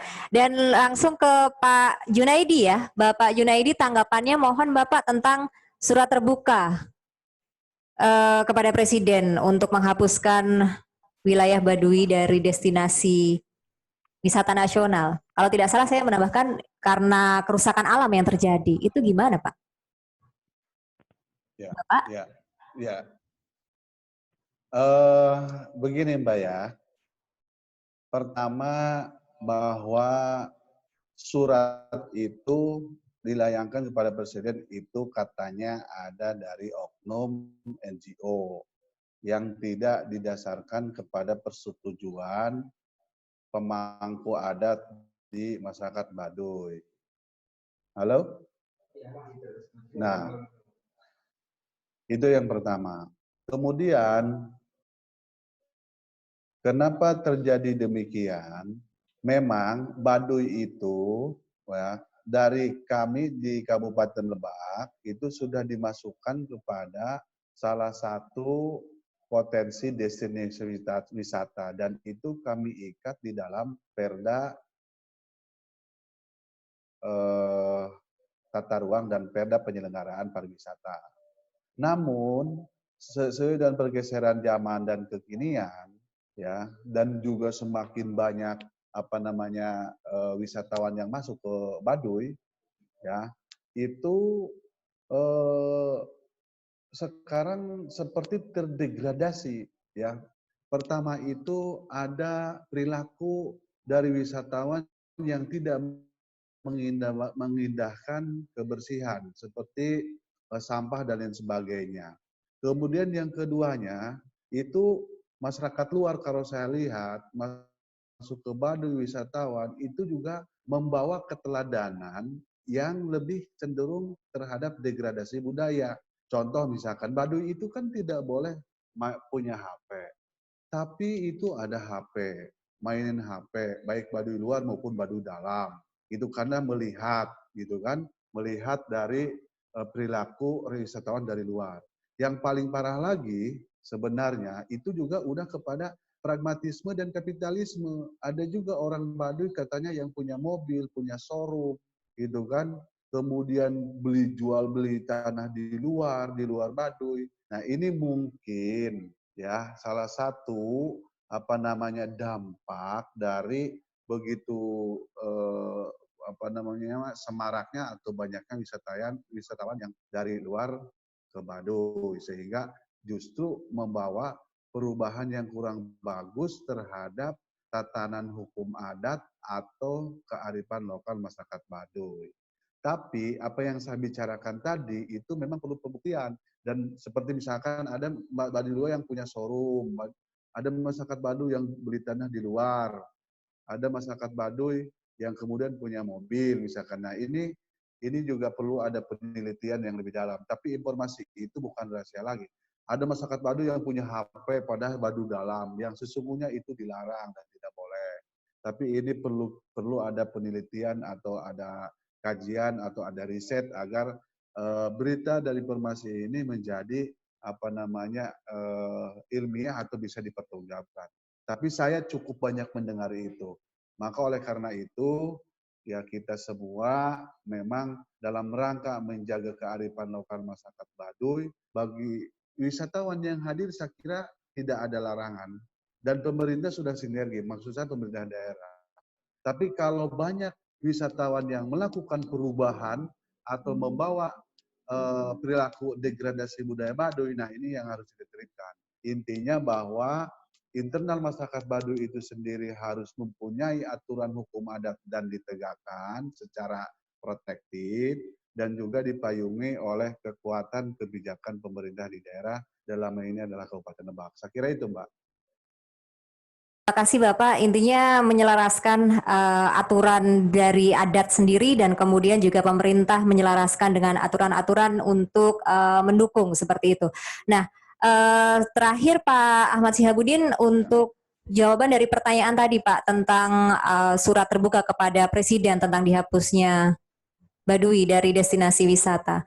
Nah, Pak Ahmad Syihabuddin? Ya, Pak. Kalau sedikit menyambungkan dengan Pak Junaidi tadi, apa yang bisa menjadi tindakan preventif kalau seperti itu, Pak? Kalau misalnya dengan banyaknya kontak dengan wisatawan, banyaknya kontak dengan luar, kemudian untuk menghindari agar masyarakat Baduy sendiri tidak kemudian terkikis adatnya seperti itu. Baik. Dalam acara tadi pagi juga saya ditanya masalah pro kontra ya destinasi di Baduy ini jadi sebuah destinasi. Saya sampaikan bahwa tidak mungkin itu hal yang tidak mungkin untuk menghapus Baduy sebagai tujuan wisata ya gitu. Cuma yang sekarang tadi bicara preventifnya seperti yang tadi juga saya sampaikan. Dulu saya ingat banget ya saat saya baru lulus doktoral, saya bersama-sama dengan Mas Imam Prasojo ke sana. Ada hibah itu, saya nggak tahu sekarang nasib tanah itu hibah dari Bupati Jayabaya saat itu. Mungkin Pak Junaidi ya bisa itu di bawah puskesmas ada sekitar 700 sampai 800 meter. Saat itu Mas Imam menghadap Pak Bupati, Mbak, saya punya konsep begini. Saat itu ke Mas Imam saya sampaikan, Mas Imam, saya ini peduli sama Baduy. Saya khawatir dengan banyaknya wisatawan dibuka sepak budaya, wisata budaya ke Baduy ini, Baduy jadi tontonan. Saya ingin juga diskusi dengan beberapa jaro ya, Jaro Alim, Jaro Sami dari almarhum Jaro Cikartawana saat itu ayah Nasinah ya, Jaro Saija sekarang jadi Jaro itu untuk bukan melokalisir Baduy ya, artinya hanya kampung-kampung tertentu saja yang dijadikan objek wisata gitu yang sudah siap ya, misalnya Kadu Ketug sampai Balingbing lah gitu, balik deui lah. Buat yang ke dalam mah, buat yang serius-serius aja, misalnya buat para peneliti, ini kalau yang cuma popotoan aja, saya ini bahasa saya sampaikan saat itu kepada para jaro, terus dibatasin sampai sampai kampung mana kayak tinggal dibuat flowchart kemana alihnya kena. Nah, sebelum masyarakat umum datang ke Baduy, nah ini obsesi saya di tanah di bawah puskesmas itu, saya ingin membangun sebuah, waktu itu Mas Imam menyanggupi ya, dengan Yayasan Nurani Dunianya membangun sebuah kayak semacam aula atau apa, jadi wisatawan turun di Ciboleger ke tempat itu dulu. Yang menerangkan bukan kami, orang Baduy gitu yang menerangkan tentang desanya gitu. Diputarkan sebuah film dokumenter tentang Baduy, baru diajak ke wisata. Ini angan-angan saya dulu itu. Sekarang belum terlaksana.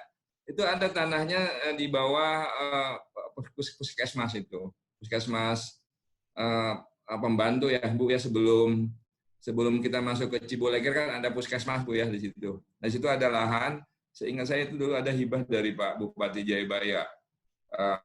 Sekarang kalau dijadikan rumah singgah atau apa tuh untuk yang masyarakat Baduy yang mau melahirkan ya Bu ya. Kalau dibuat rumah apa tuh? Rumah Pengobatan Pak. Pengobatan ya.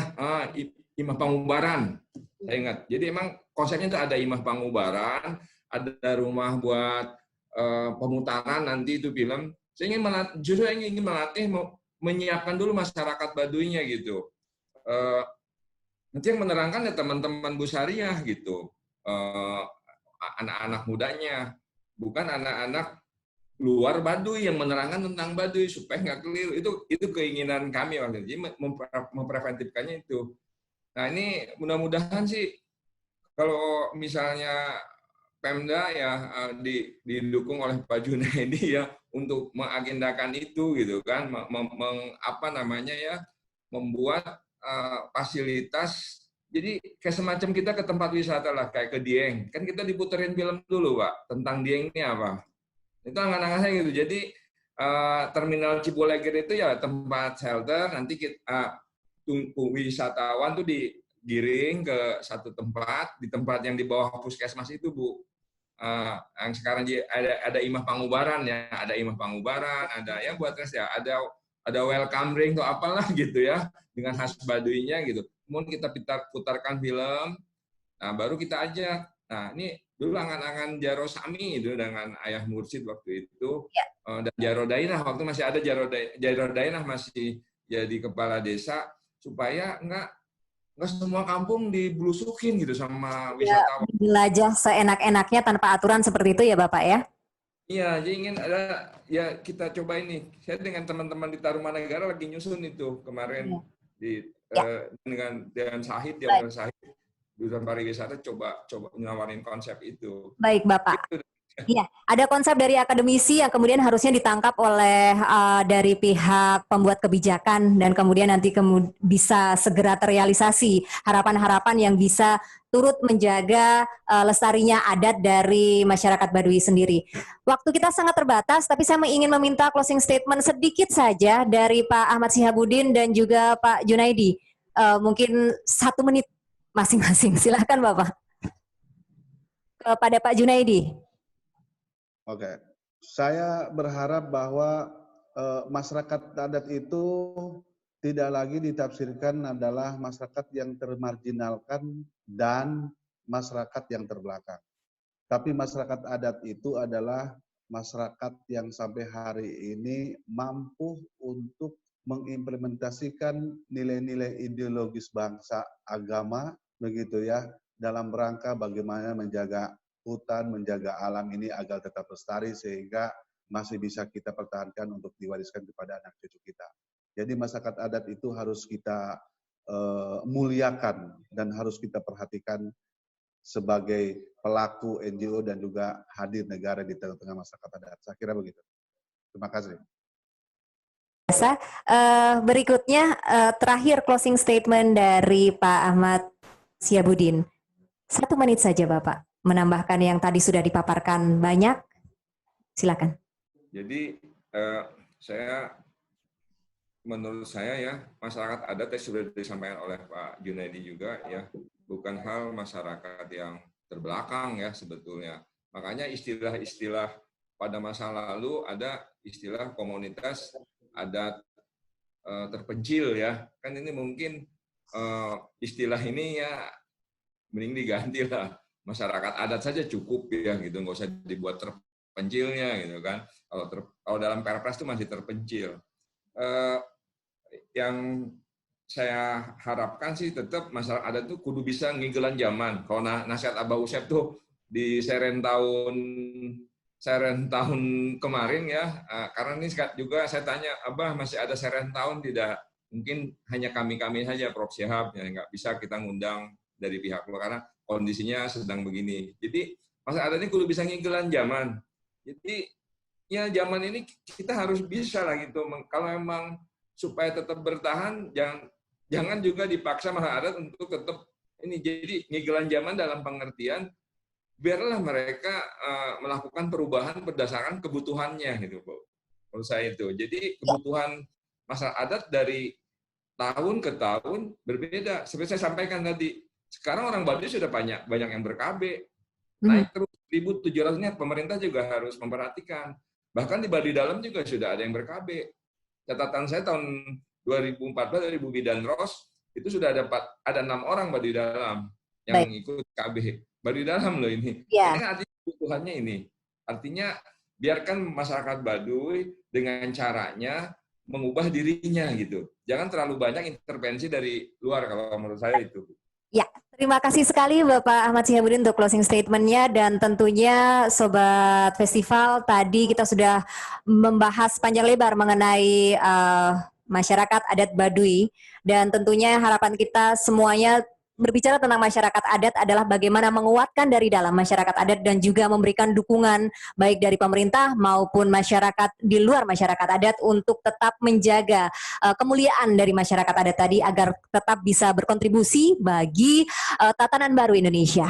Dan itu tadi akhir dari diskusi kita mengenai adat Baduy, tapi setelah ini kami akan menyampaikan semacam tim pleno yang akan menyampaikan mengenai review, ringkasan atau overview dari seri pertama sampai keempat dari diskusi kita, seri talk show Festival Kebudayaan Desa-Desa Nusantara ini, yang akan disampaikan oleh Ibu Dewi Rizky. Beliau adalah Direktur Sustainable Governance Strategic Fakus dari Kemitraan. Selamat sore Ibu Dewi. Selamat sore. Ya, mungkin Ibu bisa langsung saja menyampaikan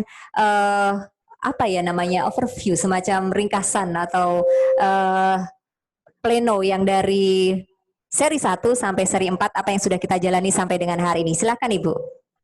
Baik, terima kasih Ibu Fitria. Saya mengucapkan terima kasih sekali untuk diberi kesempatan memberikan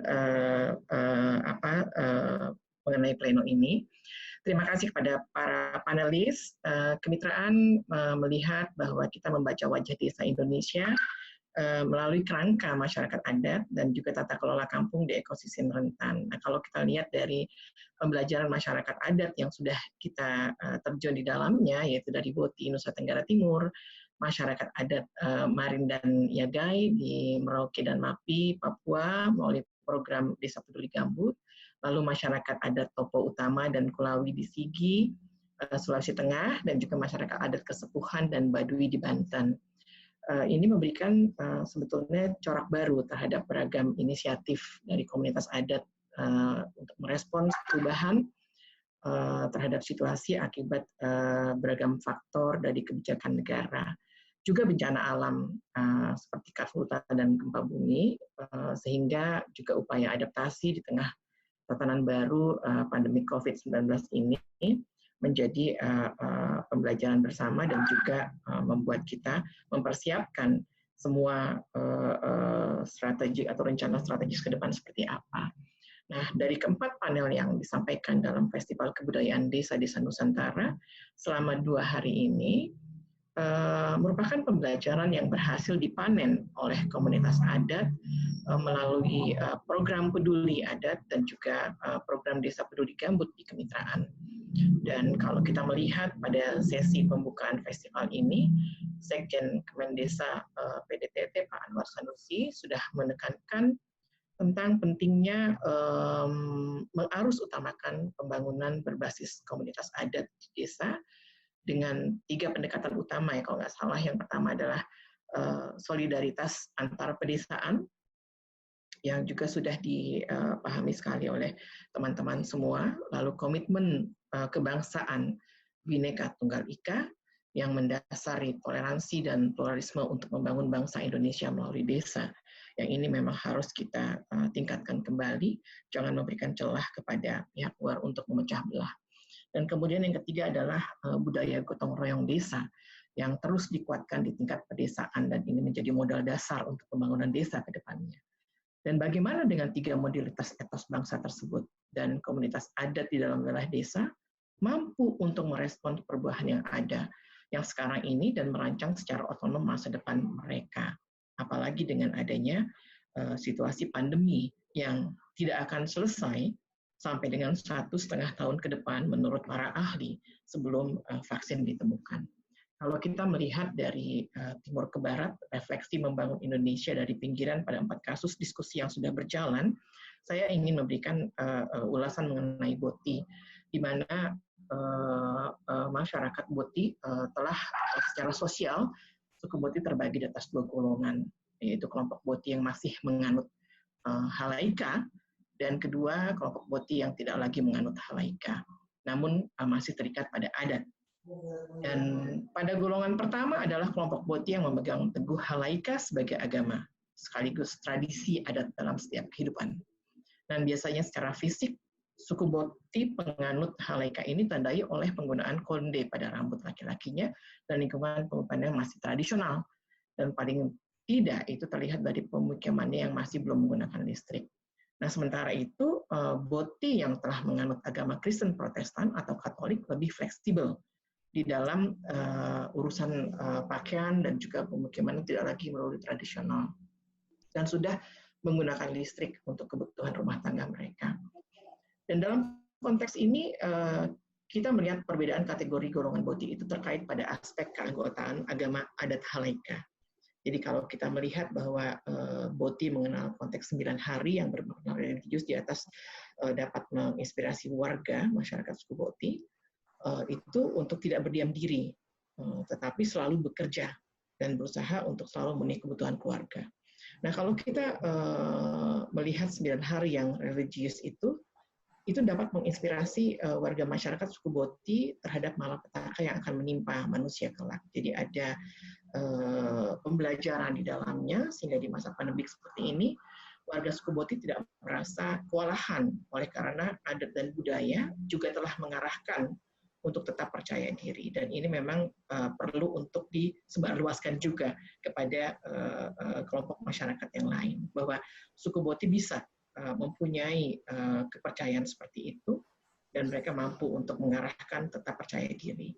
Dan ini sudah dibuktikan dengan adanya persiapan pangan yang cukup dalam lumbung masing-masing dan tersedia juga di kebun masing-masing warga. Dan ini kiranya menjadi kekuatan dari suku Boti itu sendiri. Lalu juga yang berikutnya adalah mengenai masyarakat Boti yang dikenal dengan jujur dan tidak suka meminta, yang dibuktikan bahwa suku Boti masih mampu untuk mengelola ketahanan pangan di masa pandemi. Juga menolak bantuan dari pemerintah. Tadi kemarin juga sudah disampaikan. Dan hal ini dikarenakan bahwa masyarakat Boti itu lebih percaya pada apa yang dilakukan di dalam dirinya dan kepercayaannya. Dan ini menjadi hal yang positif bagi mereka untuk menjelaskan bahwa konstruksi pengetahuan dari luar yang membedakan antara Boti dalam dan Boti luar itu dianggap tidak benar gitu. Dan ini disampaikan jelas sekali oleh Kepala Desa Boti kemarin terkait dengan konstruksi yang sering digunakan oleh akademis maupun LSM. Kita sama-sama belajar dan sama-sama melihat bahwa keberagaman yang ada di Boti itu merupakan salah satu keberagaman yang dapat diakui oleh pemerintah. Dan jika kita melihat refleksi membangun Indonesia di Papua, kalau kita beranjak dari kampung ke kampung yang didominasi oleh komunitas adat dari suku Marin dan Merauke dan juga suku Yakai di Mapi di Papua, ini menjadi satu kasus yang sangat menarik sebetulnya. Saat terdapat institusi negara seperti Badan Restorasi Gambut yang bersama kelompok masyarakat sipil di tingkat nasional dan lokal itu mampu untuk berkolaborasi bersama dengan komunitas adat yang ada di Merauke dan Mapi, yang memang dalam hal ini dapat memperkuat pembangunan di tingkat kampung yang berbasis lanskap ekosistem gambut. Kalau kita melihat prosesnya memang harus dimulai dengan rasa saling percaya dan bagaimana kita penetrasi ke dalam masyarakat tersebut, itu sangat penting. Nah, paradigma pembangunan di Papua yang selama ini berkembang dalam 3 kerangka, yaitu membangun Papua, membangun untuk Papua, dan Papua membangun, juga telah menunjukkan transisi pembangunan di Papua itu berbasis kepada kebudayaan lokal yang untuk hak ekonomi, sosial, dan budaya dari komunitas adat di Papua. Ini yang sering dilupakan oleh para mitra pembangunan yang harus kembali bahwa memang yang dibangun itu adalah komunitas adat di Papua itu sendiri. Dan teman-teman kemitraan terus berupaya untuk memberikan masukan-masukan terkait pembangunan di Papua. Lalu jika kita melihat kolaborasi para pihak di Papua, mereka memberikan bukti yang nyata sudah dalam pelaksanaannya. Misalnya dalam komunitas adat mampu terlibat dalam advokasi penganggaran dana desa atau dana kampung. Jadi dikuatkan kapasitasnya. Perancangan berbasis data melalui pemetaan wilayah adat itu juga sudah dilakukan dan mereka mampu. Lalu hingga menempatkan kearifan lokal SASI sebagai strategi adaptif di tengah risiko kebakaran hutan dan lahan di Papua. SASI ini memang menjadi kekuatan untuk kearifan lokal yang mungkin juga bisa ditularkan ke tempat-tempat lain jika memang belum ada hal-hal seperti itu. Karena disinilah mereka mampu untuk menjaga sumber daya alam mereka dengan baik. Dan juga mampu untuk menahan, untuk tidak mengeksploitasi sumber daya alam tersebut.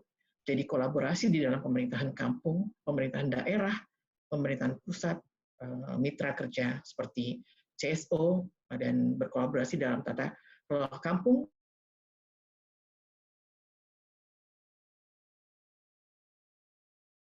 itu sudah dilakukan. Bahwa itu menjadi prinsip dasar untuk memulihkan komunitas adat di dalam ekosistem yang rentan. Dan ini menjadi percakapan yang memang harus terus digaungkan di komunitas Papua untuk kembali membangun bersama dengan mitra pembangunan lainnya. Lalu kalau kita melihat kasus di Sigi, di komunitas adat Po Uta Uma dan juga komunitas adat Kulawi yang memberikan refleksi strategi adaptasi komunitas lokal untuk pasca dilanda beragam bencana dari gempa bumi, tsunami, likuifasi, juga bencana kesehatan pandemi, kita bisa melihat bahwa Haki Malele hingga Polompua menjadi konsep-konsep adat di Topo Uma dan juga Kulawi yang sampai saat ini dioperasikan sebagai strategi adaptasi untuk komunitas adat di tengah bencana pandemi ini. Mereka menjadi kuat dengan adanya konsep-konsep adat tersebut. Dan dalam panel ini memberikan kerangka ekologis dan budaya bahwa dalam paradigma pembangunan global yang terkapitalisir, kita bisa menengok lagi nilai-nilai apa yang perlu kita hidupkan kembali. Atau memang kita perlu ubah paradigma pembangunan yang mencari hasil yang paling besar, efisiensi yang paling kecil, tetapi mengabaikan hal-hal kultural, kemanusiaan, solidaritas, dan nilai-nilai kebersamaan. Ini perlu kita formulasikan kembali untuk mencapai hasil yang baik untuk semuanya. Dan juga pemerintah daerah Kabupaten Sigi melalui DPRD itu sudah memainkan peran yang signifikan dalam penggeseran alokasi untuk komunitas adat di tengah situasi pandemik ini. Jadi memang peran serta pemerintah sudah ada dan memang bekerja sama dengan masyarakat untuk menghadapi pandemi ini. Lalu pengetahuan lokal dan kearifan lokal juga sudah sejak lama mampu diadopsi ke dalam pengetahuan saintifik serta saling mengisi. Namun pengetahuan tentang kebudayaan desa tersebut dapat saja menjadi tuturan semata jika mandat regulasi dalam UU Desa ataupun pengakuan dan perlindungan masyarakat adat belum dilakukan. Jadi ini tugas penting dari teman-teman mitra pembangunan untuk mewujudkan itu semua. Jadi mewujudkan bahwa pengakuan dan perlindungan masyarakat adat dapat dilakukan dan diwujudkan bersama. PR yang banyak dan besar untuk mitra pembangunan, bukan hanya di Sigi, tapi untuk seluruh wilayah di Indonesia.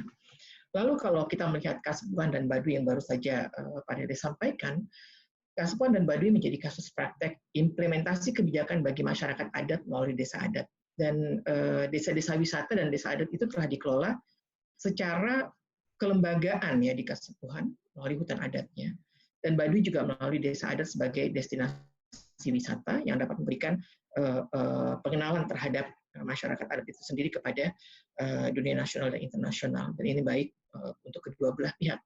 Dan pandemi COVID-19 ini memberikan dampak ekonomi ke komunitas yang lokal, terutama yang mengandalkan pemasukan desa dari sektor wisata ya. Jadi ini memang berdampak, dan kalau kita melihat bahwa praktek pengelolaan pemerintahan tradisional di kampung-kampung Kasepuhan dan Baduy itu juga masih memperlihatkan bahwa terdapat tumpang tindih proses teknokratiknya dan juga proses kultural dalam tata kelola kampung di tingkat adat. Yang ini memang mungkin bisa diselaraskan ke depannya. Lalu ada pendapat ya bahwa gunung tidak boleh dilebur, lebak tidak boleh ditukar, panjang dan lebar tidak boleh dipotong karena adat menjadi nilai bagi komunitas Baduy dalam mengelola lanskap alam bagi sumber penghidupannya. Saya kira ini menjadi pegangan bagi masyarakat Baduy untuk mengimplementasikan pemanfaatan sumber daya alam yang ada di wilayah mereka. Dari semua presentasi, saya bisa mengambil kesimpulan, kami mempunyai beberapa poin, yaitu pembelajaran komunitas adat di tempat panel, menyasar secara spesifik ya pada masing-masing pada isu inklusi sosial bagi masyarakat minoritas dan termarginalkan, dan juga komunitas desa yang hidup dan terdampak dari lanskap ekonomi gambut. Jadi ini menjadi pembelajaran ya bersama. Lalu juga keragaman pembelajaran komunitas adat itu menyediakan model tata kelola desa untuk pelayanan publik, baik itu bagi komunitas lokal, juga adat termarginalkan, atau juga komunitas desa yang hidup di tengah ekosistem gambut yang rentan.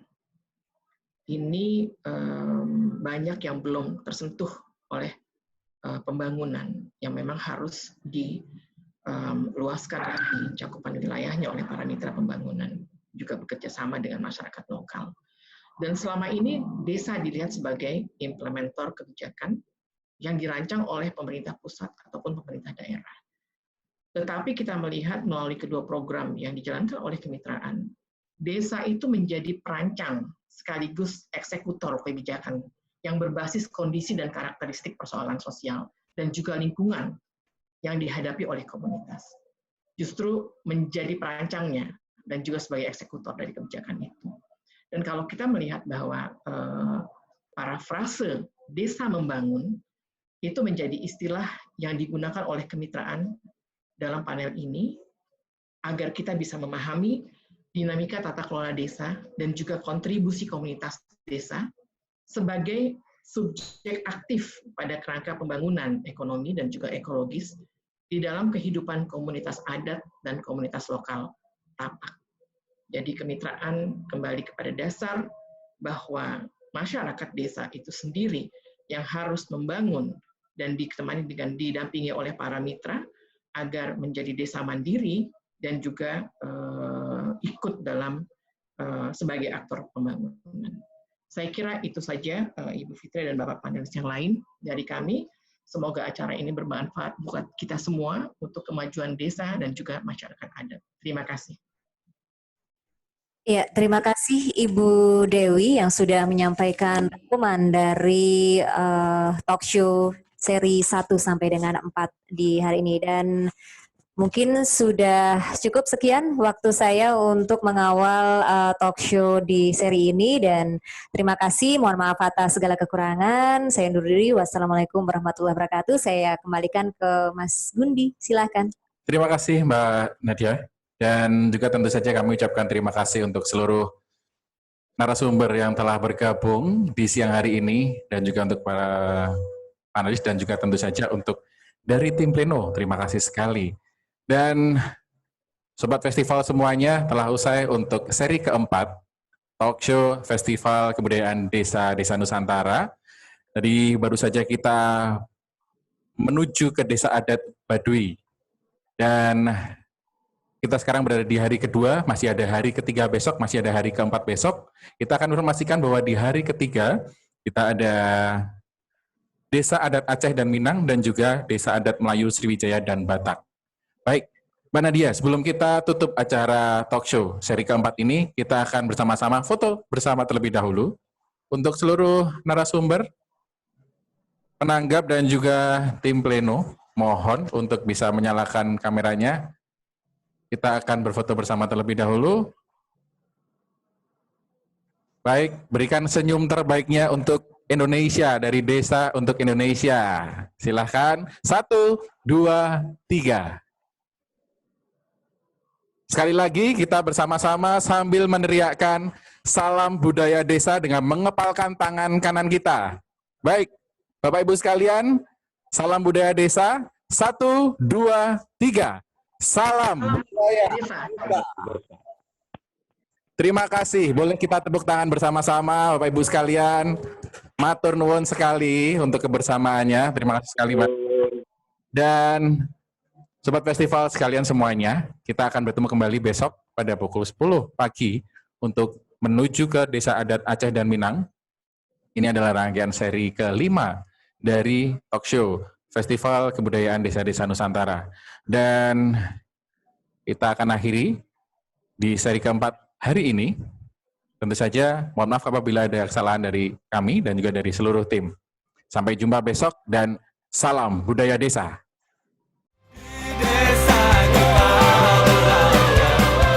Acara ini terselenggara atas kerjasama Sanggar Inovasi Desa dengan Kementerian Desa Pembangunan Daerah Tertinggal dan Transmigrasi, Komisi Pemberantasan Korupsi, GIZ, dan Kementerian Pendidikan dan Kebudayaan, serta didukung oleh